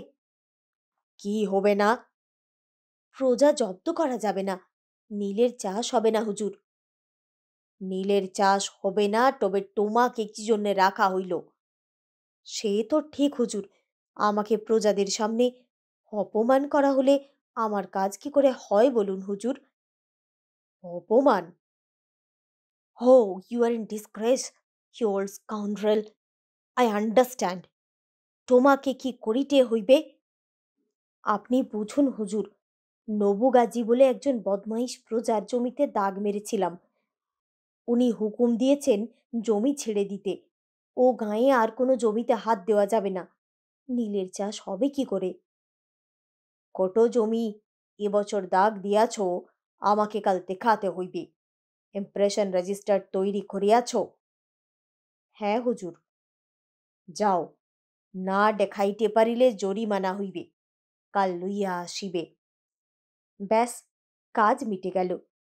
প্রসন্ন চক্রবর্তীর কাছে মুখ ভারী করে ফিরে গেলেন রাজারাম। না, কিছুই হলো না। ওরা নিজের জাতের মান অপমান আগে দেখে। পাজি শুয়োরখোর জাত কিনা, তোমার আমার অপমানে ওদের বইই গেল। প্রসন্ন চক্রবর্তী ঘুঘু লোক, আগেই জানতেন কি হবে। তামাক টানতে টানতে বললেন, অপমানং পুরস্কৃত্যং মানং কৃত চ পৃষ্ঠকে। ছেলেবেলায় চাণক্য শ্লোকে পড়েছিলাম দেওয়ানজি। ওদের কাছে এসে মান অপমান দেখাতে গেলে চলবে না। তা যান, আপনি আপনার কাজে যান। আবার উল্টে জরিমানার ব্যবস্থা। সে কি, জরিমানা করে দিলে নাকি? সেজন্য জরিমানা নয়, দাগের খতিয়ান হাল সনের তৈরি হয়েছে কিনা কাল দেখাতে হবে। না দেখাতে পারলে জরিমানা করবে। ভালো, ওদের অমনি বিচার। উল্টে কচু গালে লাগলো। রাজারাম অপ্রসন্ন মুখে বার হয়ে গিয়ে দেখলেন, নবুগাজী দলবল নিয়ে সদর ফটকের কাছে দাঁড়িয়ে কারকুন রামহরি তরফদারের সঙ্গে একগাল হেসে কি বলছে। রাজারামকে সে এখনো বুঝতে পারেনি। স্বয়ং সাহেবও বোঝেন না। রাজারাম গম্ভীর স্বরে হাঁক দিয়ে বললেন, এই নবুগাজী, এদিকে শুনে যাও। নবুগাজীর হাসি হঠাৎ বন্ধ হয়ে গেল। সে আজকের ব্যাপার নিয়ে হাসছিল না, সে সাহস তার নেই। তার একটা গরু চুরি করে নিয়ে গিয়ে তারই জনৈক অসাধু কৃষাণ নহাটার হাটে বিক্রি করে। কিভাবে সেই গরুটা আবার নবুগাজী উদ্ধার করেছিল, তারই গল্প ফেঁদে নিজের কৃতিত্বে আত্মপ্রসাদের হাসি হাসছিল সে। রাজারামের স্বরে তার প্রাণ উবে গেল। তাড়াতাড়ি এসে সামনে দাঁড়িয়ে সম্ভ্রমের সুরে বললে, কি বাবু, যে জমিতে দাগ মেরেছি সেটাতেই নীলের চাষ হবে, বুঝলে? নবুগাজী বিস্ময়ের সুরে বললে, সে কি বাবু, ছোট সাহেব যে বললেন। ছোট সাহেব বলেছেন, বাবার ওপরে বাবা আছে। এটা বড় সাহেবের হুকুম। এই আমি আসছি বড় সাহেবের দপ্তর থেকে। ঘোড়া ডিঙ্গিয়ে ঘাস খাওয়া চলে না, বুঝলে নবুগাজী? তোমাকে নীলকুঠির চুনের গুদমে পুরে ধান খাওয়াবো, তবে আমার নাম রাজারাম চৌধুরী, এই তোমায় বলে দিলাম। তুমি যে কিরকম, তোমার ভিটেতে ঘুঘু যদি না চড়াই। নবুগাজী ভয়ে জড়সড় হয়ে গেল। দেওয়ান রাজারামকে ভয় করে না এমন রায়ত নীলকুঠির সীমানা সরহদ্দের মধ্যে কেউ নেই। তিনি ইচ্ছে করলে অনেক কিছু করতে পারেন। সে হাত জোড় করে বললে, মাপ করুন দেওয়ানজি, ক্ষমা দেন। আপনি মা বাপ, আপনি মারলি মারতে পারেন, রাখলি রাখতে পারেন। মুই মূর্খ মানুষ, আপনার সন্তানের মতো। মোর উপর রাগ করবেন না, মরে যাব তাহলে। এখনই হয়েছে কি, তোমার উঠোনে গিয়ে নীলের দাগ মারব। তোমার সাহেব বাবা যেন উদ্ধার করে তোমায়। দেখি তোমার কত দূর। নবুগাজী এসে রাজারামের পা দুটো জড়িয়ে ধরলে। রাজারাম রুক্ষ স্বরে বললেন, না, আমার কাছে নয়, যাও তোমার সেই সাহেব বাবার কাছে। নবুগাজী তবুও পা ছাড়ে না। রাজারাম বললেন, কি? আপনি না বাঁচালি বাঁচব না। মূর্খ মানুষ, করে ফেলেছি এক কাজ, ক্ষমা দেন বাবু, আপনি মা বাপ। আচ্ছা, এবার সোজা হয়ে এসো। তোমার জমি ছেড়ে দিতে পারি, কিন্তু বাবু, সে আমায় বলতে হবে না, আপনার মান রাখতে মুই জানি। যাও, জমি ছেড়ে দিলাম, কাল আমিনবাবু গিয়ে ঠিক করে আসবে। তবে মার্কা তোলার মজুরিটা জরিপের কুলিদের দিয়ে দিও। যাও। নবুগাজী আভূমি সেলাম করলে পুনরায়। চলে গেল সে কাটা পোড়ার বাওড়ের ধারে ধারে। দেওয়ান রাজারাম রায় ও সদর আমিন প্রসন্ন চক্রবর্তীর মুখে হাসি ফুটে উঠল।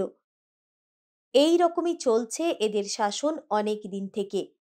বড় সাহেব ছোট সাহেব যদি বা ছাড়ে, এরা ছাড়ে না। চাষিদের, সম্পন্ন সম্ভ্রান্ত গৃহস্থদের ভালো ভালো জমিতে মার্কা দিয়ে আসে।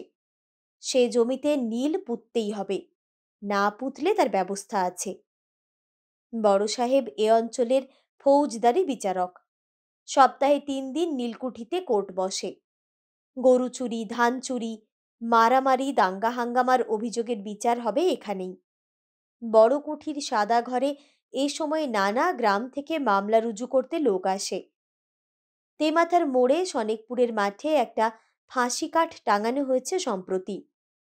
রাজারাম বলে বেড়াচ্ছেন চারিদিকে যে এবার বড় সাহেব ফাঁসির হুকুম দেওয়ার ক্ষমতা পেয়েছেন গভর্নমেন্ট থেকে। বড় সাহেব কিন্তু সুবিচারক, খুব মন দিয়ে উভয় পক্ষ না শুনে বিচার করে না, রায় দেবার সময় ভেবে দেয়। অপরাধীর কম, লঘু পাপে গুরুদণ্ড সর্বদাই লেগে আছে। নীলকুঠির কাজের একটু ক্ষতি হলে স্বয়ং দেওয়ানেরও নিষ্কৃতি নেই। তবু ছোট সাহেবের চেয়ে বড় সাহেবকে পছন্দ করে লোকে।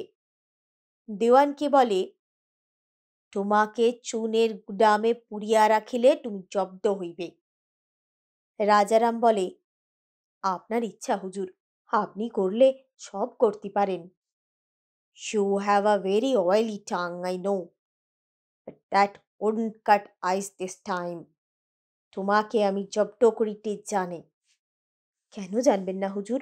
হুজুর মা বাবা, মা বাবা, মা বাবা। চুনের গুদামে পুড়িলে তোমার জব্দ ঠিক হইয়া যাইবে। হুজুরের খুশি। যাও, 10 টাকা জরিমানা হইল। যে আজ্ঞে হুজুর। রাজারামের কাজ এইভাবেই চলে।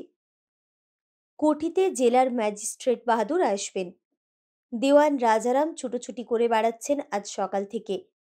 ভেড়া, মাছ, ভালো আম ও ঘি জোগাড় করবার ভার তার উপর। মাঝে মাঝে এরকম লেগেই আছে। সাহেব শুভ অতিথি যাতায়াত করছে মাসে 2-3 বার। মুড়ো পাড়ার 3 কড়িকে ডাকিয়ে এনেছেন তার একটি নধর শুয়োরের জন্য। 3 কড়ি জাতে কাওরা, শুয়োরের ব্যবসা করে অবস্থা ফিরিয়ে ফেলেছে। দোতলা কোঠা বাড়ি, লোকজন, ধানের গোলা, পুকুর, অনেক ব্রাহ্মণ কায়স্থ তাকে খাতির করে চলে। রাজারামকে উপহার দেওয়ার জন্য সে বাড়ি থেকে ঘানি ভাঙা সর্ষের তেল এনেছিল প্রায় 10 সের, কিন্তু রাজারাম তা ফেরত দিয়েছেন। কাওড়ার দেওয়া জিনিস তার ঘরে ঢুকবে না। 3 কড়ি বললে, একটা আছে 5 মাসের আর একটা আছে 2 বছরের, যেটা পছন্দ করেন বলে দেবেন। তবে বলতি নেই, আপনারা ওর সোয়াদ জানেন না দেওয়ানবাবু, একবার খেলি আর ভুলতে পারবেন না। ওই 5 মাসের বাচ্চারা শুধু ভেজি খাবেন ঘি দিয়ে। রাজারাম হেসে বললেন, ধুর বেটা, কি বলে? বামুনদের অমন বলতি আছে? তোদের পয়সা হলি কি হবে? জাতের সধর্ম যাবে কোথায়?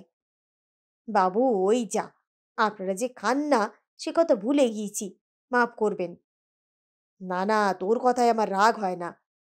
তা হলি শুয়োরের সরবরাহ করতে হবে তোমাকেই, এই মনে রাখবা। মনে রাখারাখি কি, কালই আমি 5 মাসের বাচ্চা আর 2 বছরেরটা পেটিয়ে দেব এখন। কোথায় পেটিয়ে দেব বলুন? এখানেই আপনার বাড়ি আমার নোকে নিয়ে আসবে? না না, আমার বাড়ি কেন, কোটিতে পাঠিয়ে দেবা। ব্রাহ্মণের বাড়ি শোর, ব্যাটাকে যে কি করি। 3 কড়ি বিদায় নেবার উদ্যোগ করতেই রাজারাম বললেন, ব্রাহ্মণ বাড়ি এসেছ, পেরসাদ না পেয়ে যাবে না যেতি আছে? পয়সা হয়েছে বলে কি ধরাকে সরা দেখছো নাকি? 3 কড়ি জিভ কেটে বললে, ও কথা বলবেন না। বেরাম্মণের পাত কুড়িয়ে খেয়ে মোরা মানুষ দেওয়ানজি। মুখ থেকে ফেলে দিলিও সেই ভাত মাথায় করে নেব। তবে মোর মনটাতে আজ আপনি বড় কষ্ট দিলেন। কেন কেন? ভালো তেলটা আনলাম আপনার জন্য আলাদা করে, তেলটা নিলেন না। নিলাম না মানে? সদ্দুরের দান নিতে নেই আমাদের বংশে, সেজন্য মনে দুঃখ করো না 3 কড়ি। আচ্ছা, তুমি দুঃখিত হচ্ছ, কিছু দাম দিচ্ছে, নিয়ে তেলটা রেখে যাও। দাম? কত দাম দেবেন? 1 টাকা। তাহলে তো 5 সের তেলের দামই দিয়ে দিলেন কর্তা। মুই কি তেল বিক্রি করতে এলাম বাবুর কাছে? একটু দয়া করবেন না, আছি নয় ছোট লোক। না 3 কড়ি, মনে করো না সেজন্য কিছু। 1 টাকাই তোমারে নিতে হবে, তার কমে নিলে আমি পারবো না। ওরে, কে আছিস?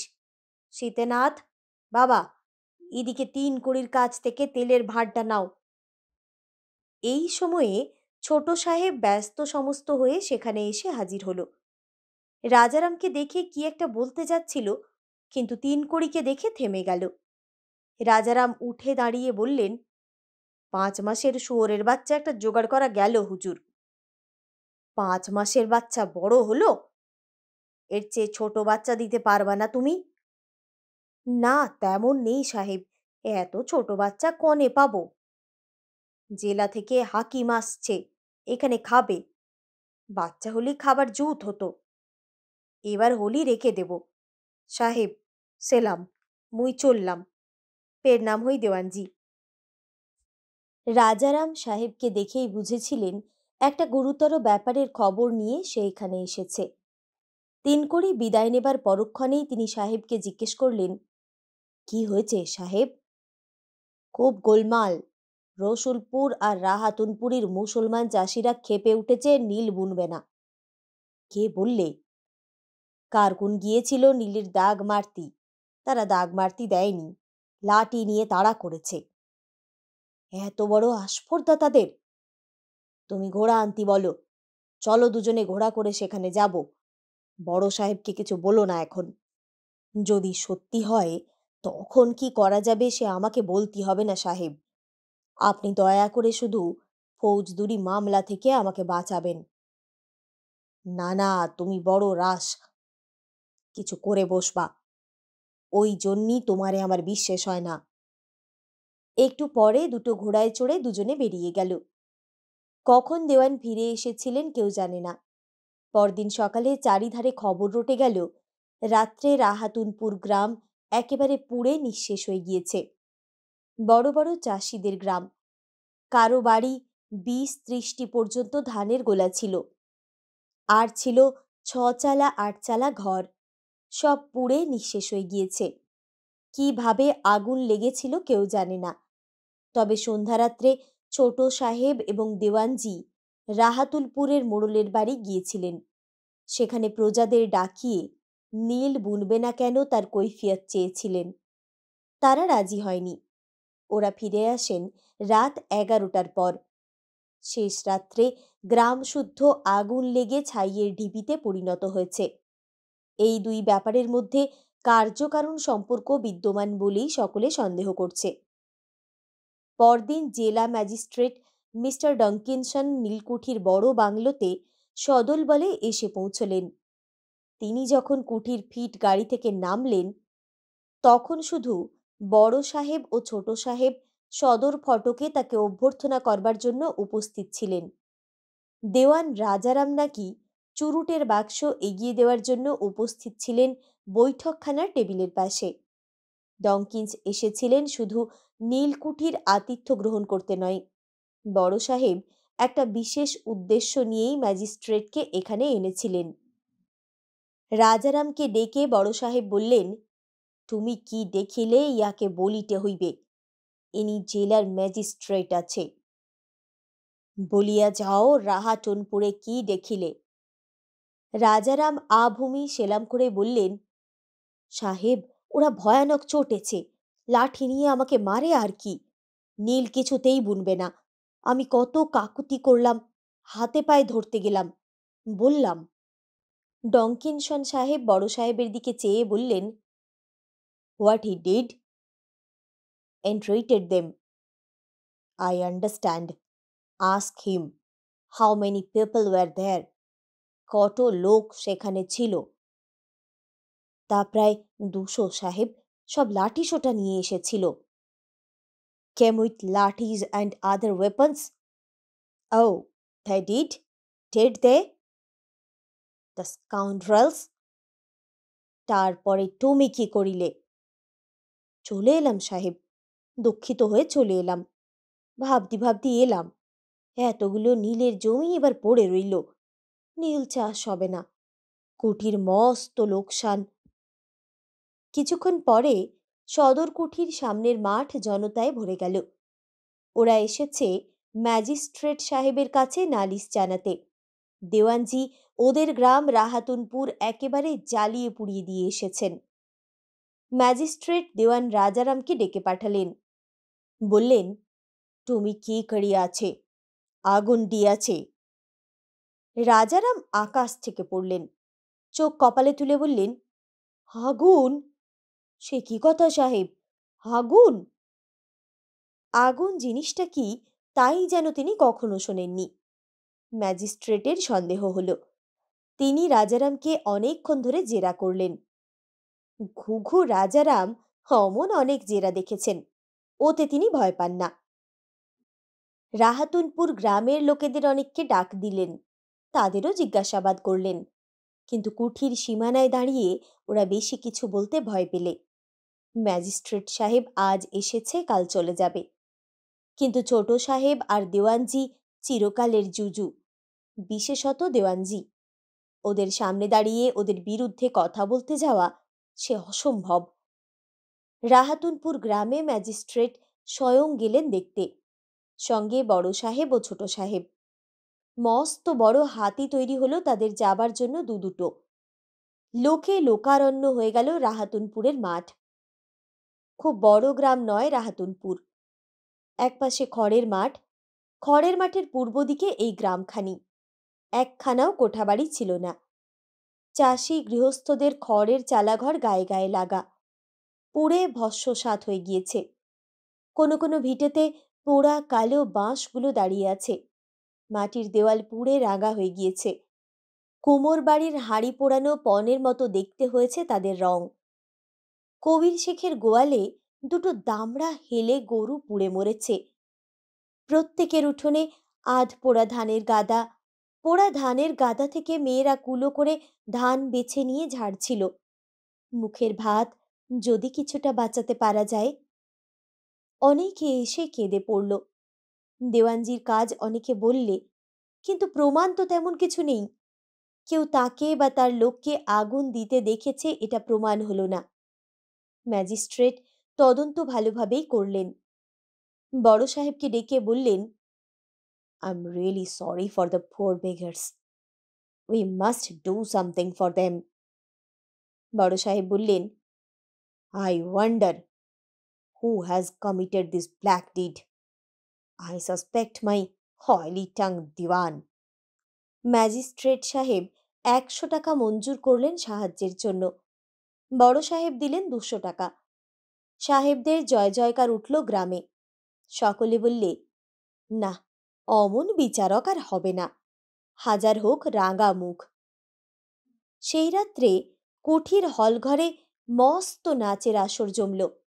রাঙামুখ সাহেবরা সবাই মদ খেয়েছে, মেমদের কোমর ধরে নাচছে, ইংরেজি গান করছে। সহিস ভজামুচি উর্দি পরে মদ পরিবেশন করছে। নীলকুঠিতে কোনো অবাঙালি চাকর বা খানসামা নেই। এইসব আশেপাশের গ্রামের মুচি বাগদি ডোম শ্রেণীর লোকেরা চাকর খানসামার কাজ করে। ফলে সাহেব মেম সকলেই বাংলা বলতে পারে, হিন্দি কেউ বলেও না, জানেও না। আমিন প্রসন্ন চক্রবর্তী বারদেউড়িতে তার ছোট কুঠুরিতে বসে তামাক টানছিলেন। সামনে বসেছিল বরদা বাগদিনী। বরদার বয়স প্রসন্ন চক্রবর্তীর চেয়ে বেশি। মাথার চুল সনের দড়ি। বরদাকে প্রসন্ন চক্রবর্তী মাঝে মাঝে স্মরণ করেন নিজের কাজ উদ্ধারের জন্য। প্রসন্ন বললেন, গয়া ভালো আছে? তা একরকম আছে আপনাদের আশীর্বাদে। বড় ভালো মেয়ে, এ দিগরে দেখিনি। একটা কথা বরদা দিদি। কি? বলো। এক বোতল ভালো বিলিতি মাল গয়াকে বলে আনিয়ে দিও দিদি। আজ অনেক ভালো জিনিসের আমদানি হয়েছে। সাহেব শুভর খানা বুঝতেই পারছ, অনেকদিন ভালো জিনিস পেটে পড়েনি। সে বাপু আমি কথা দিতে পারবো না, গয়া এখন এদিকে নেই। সাহেবদের খানার সময় গয়া সেখানে থাকে না। লক্ষ্মী দিদি, শোনবো না, একটু নজর করতেই হবে। উঠে যাও দিদি, দেখো যদি গয়াকে বলে নিদেনে একটা বোতল জোগাড় করতে পারো। বরদা বাগদিনী চলে গেল। এ অঞ্চলে বরদার প্রতিপত্তি অসাধারণ, কারণ ও হল সুবিখ্যাত গয়া মেমের মা। গয়া মেমকে মোল্লাহাটি নীলকুঠির অধীন সব গ্রামের সব প্রজা জানে ও মানে। গয়া বরদা বাগদিনীর মেয়ে বটে, কিন্তু বড় সাহেবের সঙ্গে তার বিশেষ ঘনিষ্ঠতা। এই জন্যেই ওর নাম এ অঞ্চলে গয়া মেম। গয়া খারাপ লোক নয়, ধরে পড়লে সাহেবকে অনুরোধ করে। অনেকের ছোট বড় বিপদ সে কাটিয়ে দিয়েছে। মেয়ে মানুষ কিনা, পাপ পথে নামলেও ওর হৃদয়ের ধর্ম বজায় আছে ঠিক। গয়ের বয়স বেশি নয়, 25-এর মধ্যে। গায়ের রং কটা, বড় বড় চোখ, কালো চুলের ঢেউ ছেড়ে দিলে পিঠ পর্যন্ত পড়ে। মুখখানা বড় ছাঁচের, কিন্তু এখনো বেশ টুলটুলে। সর্বাঙ্গের সুঠাম গড়নে ও অনেক ভদ্রঘরের সুন্দরীদের হার মানায়। পথ বেয়ে হেঁটে গেলে ওর দিকে চেয়ে থাকতে হয় খানিকক্ষণ। গয়া মেমকে কিন্তু বড় সাহেবের সঙ্গে কেউ দেখেনি, অথচ ব্যাপারটা এ অঞ্চলে অজানা নয়। সে হলো বড় সাহেবের আয়া, সর্বদা থাকে হলদে কুঠিতে, যেটা বড় সাহেবের খাস কুঠি। ফর্সা কালো পেড়ে শাড়ি ছাড়া সে পরে না। হাতে পইছে বাজুবন্ধ, কানে বড় বড় মাকড়ি। ঘন বনের বুকচেরা পাহাড়ি পথের মতো বুকের খাঁজটাতে ওর দুলছে সরু মুড়কি মাদুলি, সোনার হারে গাঁথা। ডোমবাগদির মেয়েরা বলে, গয়া দিদি একা খেল দেখালো ভালো। ওদের মধ্যে ভালো ঘরের ঝি বউয়েরা নাক সিটকে বলে, পইছে বাজুবন্ধের পোড়া কপাল। নিশ্চয়ই ওদের মধ্যে অনেকে ঈর্ষা করে ওকে। এর প্রমাণও আছে। অনেকে প্রতিযোগিতায় হেরেও গিয়েছে ওর কাছে। ঈর্ষা করবার সঙ্গত কারণও আছে বইকি। আমিন প্রসন্ন চক্রবর্তীর ঘরে এহেন গয়া মেমের আবির্ভাব খুবই অপ্রত্যাশিত ঘটনা। প্রসন্ন চক্রবর্তী চমকে দাঁড়িয়ে উঠে বললেন, এই যে গয়া, এসো মা এসো, বস্তিদি কোথায়? গয়া হেসে বলল, থাক খুড়োমশাই, আমি ঝংকাটের ওপর বসছি। তারপর কি বললেন মোরে? একটা বোতল জোগাড় করে দিতে পারো মা? দেখুন দেখি আপনার কাণ্ড। মা গিয়ে মোরে বললে, দাদা ঠাকুরকে একটা ভালো বোতল না দিলেই নয়। এই দেখুন আমি এনেছি। কেমন ধারা, দেখুন তো। গয়া কাপড়ের মধ্যে থেকে একটা সাদা পেট মোটা বেঁটে বোতল বার করে প্রসন্ন চক্রবর্তীর সামনে রাখল। প্রসন্ন চক্রবর্তীর ছোট ছোট চোখ দুটো লোভে ও খুশিতে উজ্জ্বল হয়ে উঠল। তাড়াতাড়ি হাত বাড়িয়ে বোতলটা ধরে বললে, আহা হা মা আমার, দেখি দেখি, কি ইংরেজি লেখা রয়েছে, পড়তে পারিস? না খুড়োমশাই, ইঞ্জিরি ফিঞ্জিরি আমরা পড়তে পারি নে। প্রসন্ন চক্রবর্তী গয়ার দিকে প্রশংসমান দৃষ্টিতে চাইলেন, কিঞ্চিত মুগ্ধ দৃষ্টিতেও বোধহয়। গয়া মেমের সুঠাম যৌবন অনেকেরই কামনার বস্তু, তবে বড় উঁচু ডালের ফল, হাতের নাগালে পাওয়া সকলের ভাগ্যে ঘটে কি? প্রসন্ন চক্রবর্তী বললে, হ্যাঁ রে গয়া, সাহেব মেমের নাচের মধ্যে হলো কি, দেখেছিস কিছু? না খুড়োমশাই, মোরে সেখানে থাকতে দেয় না। শিবটন সাহেবের মেম নাকি ছোট সাহেবের সঙ্গে নাচে। ওদের পোড়া কপাল, সবাই সবার মাজা ধরে নাচ দিনে গেছে, ঝাঁটা মারুন ওদের মুখে। মুই দেখে লজ্জায় মরে যাই খুড়োমশাই। বলিস কি? হ্যাঁ খুড়োমশাই, মিথ্যে বলছি নে। আপনি না হয় গিয়ে একটু দেখে আসুন। বড় সাহেবের চাপরাশি নফর মুচিয়ে বারান্দায় দাঁড়িয়ে আছে। ভজামুচি কোথায়? ও আমার কথা একটু আধটু শোনে। সেও সেখানে আছে। বড় সাহেবও আছে। কেন থাকবে না, যাবে কনে। ভেতরে ভেতরে কেমন লোক বড় সাহেব। গয়া সলজ্জ চোখ দুটি মাটির দিকে নামিয়ে বললে, ওই একরকম। বাইরে যতটা গোয়ার গোবিন্দ দেখেন, ভেতরে কিন্তু ততটা নয়। বাবা, সব ভালো, কিন্তু ওদের গায়ে যে গন্ধ, মোটকা গন্ধ তো আছেই।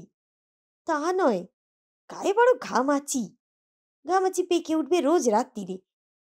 মোর মাথার কাঁটা চেয়ে নিয়ে সেই ঘামাচি রোজ গালবে।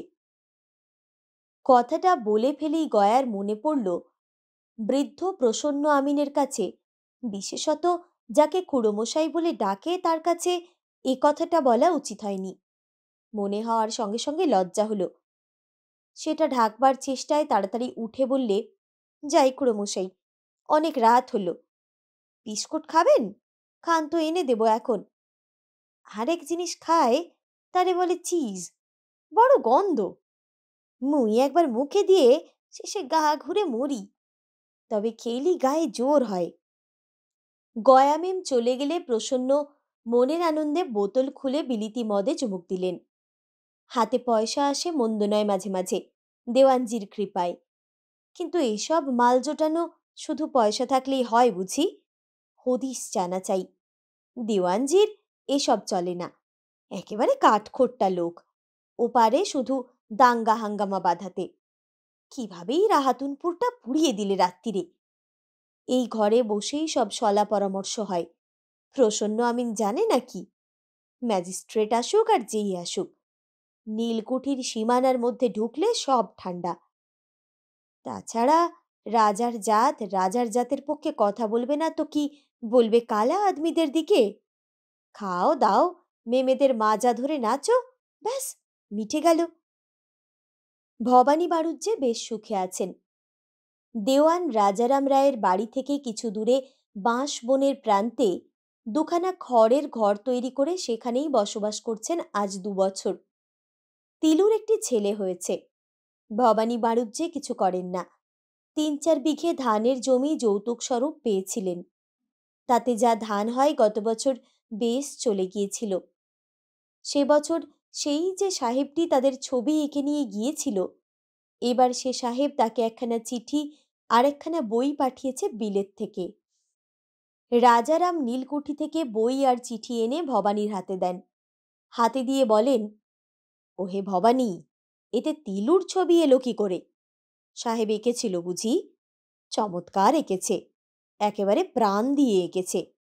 কি সুন্দর ভঙ্গিতে এঁকেছে ওকে। ওর ছবি কি করে আঁকলে সাহেব? থাক থাক, এ যেন আর কাউকে দেখিও না এই গাঁয়ে। কে কি মনে করবে? ইংরেজি বই, কি তাতে লিখেছে কেউ বলতে পারে না। শুধু এইটুকু বোঝা যায়, এই গাঁ এবং যশোর অঞ্চল নিয়ে অনেক জায়গার ছবি আছে। সাহেবটা ভালো লোক ছিল।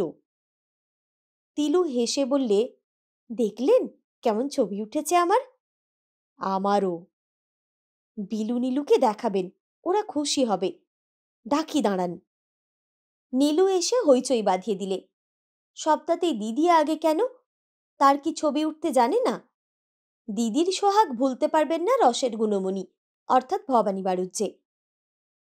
তবে আজকাল ওদের চঞ্চলতা অনেক কমেছে, কথাবার্তায় ছেলে মানুষীও আগের মতো নেই। বিলুর স্বভাব অনেক বদলেছে, 2-1 মাস পরে তারও ছেলেপুলে হবে। তিলু কিন্তু অদ্ভুত, অবস্থাপন্ন গৃহস্থের ঘরের আদুরে আবদেরে মেয়ে হয়ে সে ভবানী বাড়ুজ্যের খড়ের ঘরে এসে কেমন মানিয়ে নিয়ে ঘর আলো করে বসেছে। এখানে কুলুঙ্গি, ওখানে তাক তৈরি করছে নিজের হাতে, নিজেই ঘর গোবর দিয়ে পরিপাটি করে নিকুচ্ছে, উনুন তৈরি করছে পুকুরের মাটি এনে। সন্ধ্যের সময় বসে কাপাস তুলোয় পৈতে কাটে। এক দণ্ড বসে থাকবার মেয়ে সে নয়, চরকির মতো ঘুরছে সর্বদা। বিলুও অনেক সাহায্য করে, দিদি রাঁধে, ওরা কুটনো কুটে দেয়। বিলু ও নীলু দিদির নিতান্ত অনুগত সহদরা, দিদি যা বলে তাই সই। দিদি ছাড়া ওরা এতদিন কিছু জানতো না। অবশ্যই আজকাল স্বামীকে চিনেছে দুজনেই। স্বামীর সঙ্গে বসে গল্প করতে ভারী ভালো লাগে। বৌদিদি জগদম্বা বলেন, ও নীলু, আজকাল যে এ বাড়ি আসিস না আদপে? নীলু সলজ্জ সুরে বলে, কত কাজ পড়ে থাকে ঘরের, দিদি একা, আমরা না থাকলি। তা তো বটেই, আমাদের তো আর ঘর সংসার ছিল না, কেবল তোদেরই হয়েছে না। যা বলো। তিলুকে ও বেলাতেই বলছিলাম, ও বাবা, দিদি তোমার জামাইকে ফেলি আর খোকনকে ফেলি সজ্ঞে যেতি বললেও যাবে না। তা জানি, দিদি একা পারে না বলে খোকনকে নিয়ে আমাদের থাকতে হয়। বড্ড ভালো মেয়ে আমার তিলু, সন্ধ্যের পর একটু পাঠিয়ে দিস। উনি কুটি থেকে আগে আগে ফিরে এলে তিলুই ওর তামাক সেজে দিত জানিস তো। উনি রোজ ফিরে এসে বলেন, তিলু বাড়ি না থাকলেই বাড়ি অন্ধকার। দিদিকে বলবো এখন, খোকাকে নিয়ে যেন না আসে সন্ধ্যের পর। তোমাদের জামাই ফিরে না এলি তো দিদি আসতে পারবে না, তিনি গুণমণি ফেরেন রাতে। কোথা থেকে তা বলতে পারি নে। সন্ধান টন্ধান নিবি, পুরুষের বার দোষ, বড় দোষ। সেসব নেই তোমাদের জামাইয়ের বৌদি, ও অন্য ধরনের মানুষ, সন্ন্যাসী গোছের লোক। সন্ন্যাসী হয়েই তো গিয়েছিল জানো তো, এখনো সেই রকম। সংসারে কোনো কিছুতেই নেই, দিদি যা করবে তাই। আহা, বড্ড ভালো মানুষ, আমার বড্ড দেখতে ইচ্ছে করে। সন্ধ্যের সময় আজ দুজনকেই একটু আসতে বলিস, এখানেই আহ্নিক করে জল খাবেন জামাই। ভবানী নদীর ধার থেকে সন্ধ্যের পর ফিরে আসতেই নীলু বললে, শুনুন, আপনাকে আর দিদিকে জোরে যেতে হবে ও বাড়ি, বৌদিদির হুকুম। আর তুমি আর বিলু? আমাদেরকে পড়ছে, নাগর নাগরি গেলেই হলো। আবার ওইসব কথা, ঘাট হয়েছে, মাফ করুন মশাই। এমন সময়ে তিলু এসে দুজনকে দেখে হেসে ফেললে, বললে, বেশ তো বসে গল্পগুজব করা হচ্ছে, আহ্নিকের জায়গা তৈরি যে। ভবানী বললেন, নীলু বলছে তোমাকে আর আমাকে ও বাড়ি যেতে বলেছে বৌদিদি। তিলু বললে, বেশ, চলুন, খোকনকে ওদের কাছে রেখে যাই। দিব্যি জ্যোৎস্না উঠেছে সন্ধ্যের পরেই, শীত এখনো সামান্য আছে। গাছে গাছে আমের মুকুল ধরেছে, এখনো আম্রমুকুলের সুগন্ধ ছড়াবার সময় আসেনি। দু একটি কোকিল এখনো ডেকে ওঠে বড় বকুল গাছটার নিবিড় শাখা প্রশাখার মধ্যে থেকে। ভবানী বললেন, তিলু, বসবে? চলো, নদীর ধারে গিয়ে একটু বসা যাক। তিলুর নিজের কোনো মত নেই আজকাল, বললে, চলুন, কেউ দেখতে পাবে না তো? পেলে তাই কি, আপনার যা ইচ্ছে। রায়েদের ভাঙা বাড়ির পেছন দিয়ে চলো, ও পথে ভূতের ভয়, লোক যায় না। নদীর ধারে এসে দুজনে দাঁড়ালো একটা বাঁশ ছাড়ের তলায়, শুকনো পাতার রাশির ওপরে। তিলু বললে, দাঁড়ান, আঁচলটা পেতে নিচে বসুন। তুমি আঁচল খুলো না, ঠান্ডা লাগবে। আমার ঠান্ডা লাগে না, বসুন আপনি। বেশ লাগছে না? তিলু হেসে বললে, সত্যিই বেশ। সংসার থেকে তো বেরোনোই হয় না আজকাল। কাজ আর কাজ। বিলু নীলু সংসারের কি জানে? ছেলে মানুষ। আমি যা বলে দেব ওরা তাই করে। সব দিকেই আমার ঝক্কি। ভবানী তিলুকে টেনে নিলেন আরো কাছে। জ্যোৎস্না বাঁকাভাবে এসে সুন্দরী তিলুর সমস্ত দেহে পড়েছে। বয়স ৩০ হলেও স্বামীকে পাবার দিনটি থেকে দেহে ও মনে ও যেন উদ্ভিন্ন যৌবনা কিশোরী হয়ে গিয়েছে। বালিকা জীবনের কত দিনের অতৃপ্ত স্বাদ কুলীন কুমারীর। অতি দুর্লভ বস্তু স্বামীরত্ন। এতকালে সে পেয়েছে হাতের মুঠোয়। তাও এমন স্বামী। এখনো যেন তিলুর বিশ্বাস হয় না, যদিও আজ ২ বছর হয়ে গেল। তিলু বললে, আমার মনে হয় কি জানেন, আপনি আসেননি বলেই আমাদের এতদিন বিয়ে হচ্ছিল না। কুলীনের মেয়ের বিয়ে। আচ্ছা, একটা কথা বুঝলাম না। রায় উপাধি তোমাদের। রায়। রায় আবার কুলীন কিসের? রায় তো ক্ষত্রিয়। ও কথা দাদাকে জিজ্ঞেস করবেন। আমি মেয়ে মানুষ, কি জানি। আমরা কুলীন সত্যি। আমার ২ পিসি ছিলেন, তাদের বিয়ে হয় না কিছুতেই। ছোট পিসি মারা যাওয়ার পরে বড় পিসিকে বিয়ে করে নিয়ে গেল কোথায় আজ বাঙাল দেশে। ভালো কুলীনের ছেলে। আহা, তোমরা আর বাঙাল দেশ বলো না। যশুরে বাঙাল কোথাকার। মুগির ডালি ঘি দিলি ক্ষীরির তার হয়। শিবির মাটি পুবির ঘর। যান আপনি, কেবল খ্যাপাবেন। আর আপনাদের যে গেলুম মলুম হালুম হুলুম। আচ্ছা থাক। তারপর? তখন বড় পিসির বয়স ৪০-এর ওপর। সেখানে গিয়ে আগের সতীনের বড় বড় ছেলে মেয়ে, ২০-৩০ বছর বয়স তাদের। সতীন ছিল না। ছেলেমেয়েরা কি যন্ত্রণা দিত! সব মুখ বুজে সহ্যি করতেন বড় পিসি। নিজের সংসার পেয়েছিলেন কতকাল পরে। একটা বিধবা বড় মেয়ে ছিল। সে পিসিকে কাঠের চেলার বাড়ি মারত। বলতো, তুই আবার কে? বাবার নিকের বউ? বাবার মতিচ্ছন্ন হয়েছে তাই তোকে বিয়ে করে এনেছে। তাও পিসি মুখ বুঝেই সয়ে থাকত। অবশেষে বুড়ো বাহাত্তরের স্বামী পটল তুলল। তারপর? তারপর সতীনজিরা মিলে কি দুর্দশা করতে লাগলো পিসির। তারপর তাড়িয়ে দিলে পিসিকে বাড়ি থেকে। পিসি কাঁদে আর বলে, আমার স্বামীর ভিটেতে আমাকে একটুখানি স্থান দাও। তা তারা দিলে না, পথে বার করে দিলে। সেকালে লজ্জাবতী মেয়ে মানুষ, বয়স হয়েছিল তা কি, কোনে বউয়ের মতো জড়সড়। একজনেরা দয়া করে তাদের বাড়িতে আশ্রয় দিলে। কি কান্না পিসির। তারাই বাপের বাড়ি পৌঁছে দিয়ে গেল। তখনও স্বামী ধ্যান স্বামী জ্ঞান। বাড়ি এসে পিসিকে একাদশী করতে হয়নি বেশি দিন। ভগবান সতীলক্ষ্মীকে দয়া করে উপরে তুলে নিলেন। এ কতদিন আগের কথা? অনেক দিনের। আমি তখন জন্মেছি, কিন্তু আমার জ্ঞান হয়নি। পিসিমাকে আমি মনে করতে পারিনি। বড় হয়ে মার মুখে বৌদিদির মুখে শুনতাম। বৌদি তখন কোনে বউ, সবে এসেছে এ বাড়ি। তিলু চুপ করল। ভবানী বাড়ুজ্যেও কতক্ষণ চুপ করে রইলেন। ভবানী বাড়ুজ্যের মনে হলো বৃথায় তিনি সন্ন্যাসী হয়েছিলেন। সমাজের এই অত্যাচারিতদের সেবার জন্য বারবার তিনি সংসারে আসতে রাজি আছেন। মুক্তি টুক্তি এর তুলনায় নিতান্ত তুচ্ছ। কতদিন আগের সেই অভাগিনী কুলীন কুমারীর স্মৃতি বহন করে ইচ্ছামতি তাদের সামনে দিয়ে বয়ে চলেছে। তাঁরই নাম এটা স্বামী সাধের পুণ্য চোখের জলে ওর জল মিশে গিয়েছে কতদিন আগে।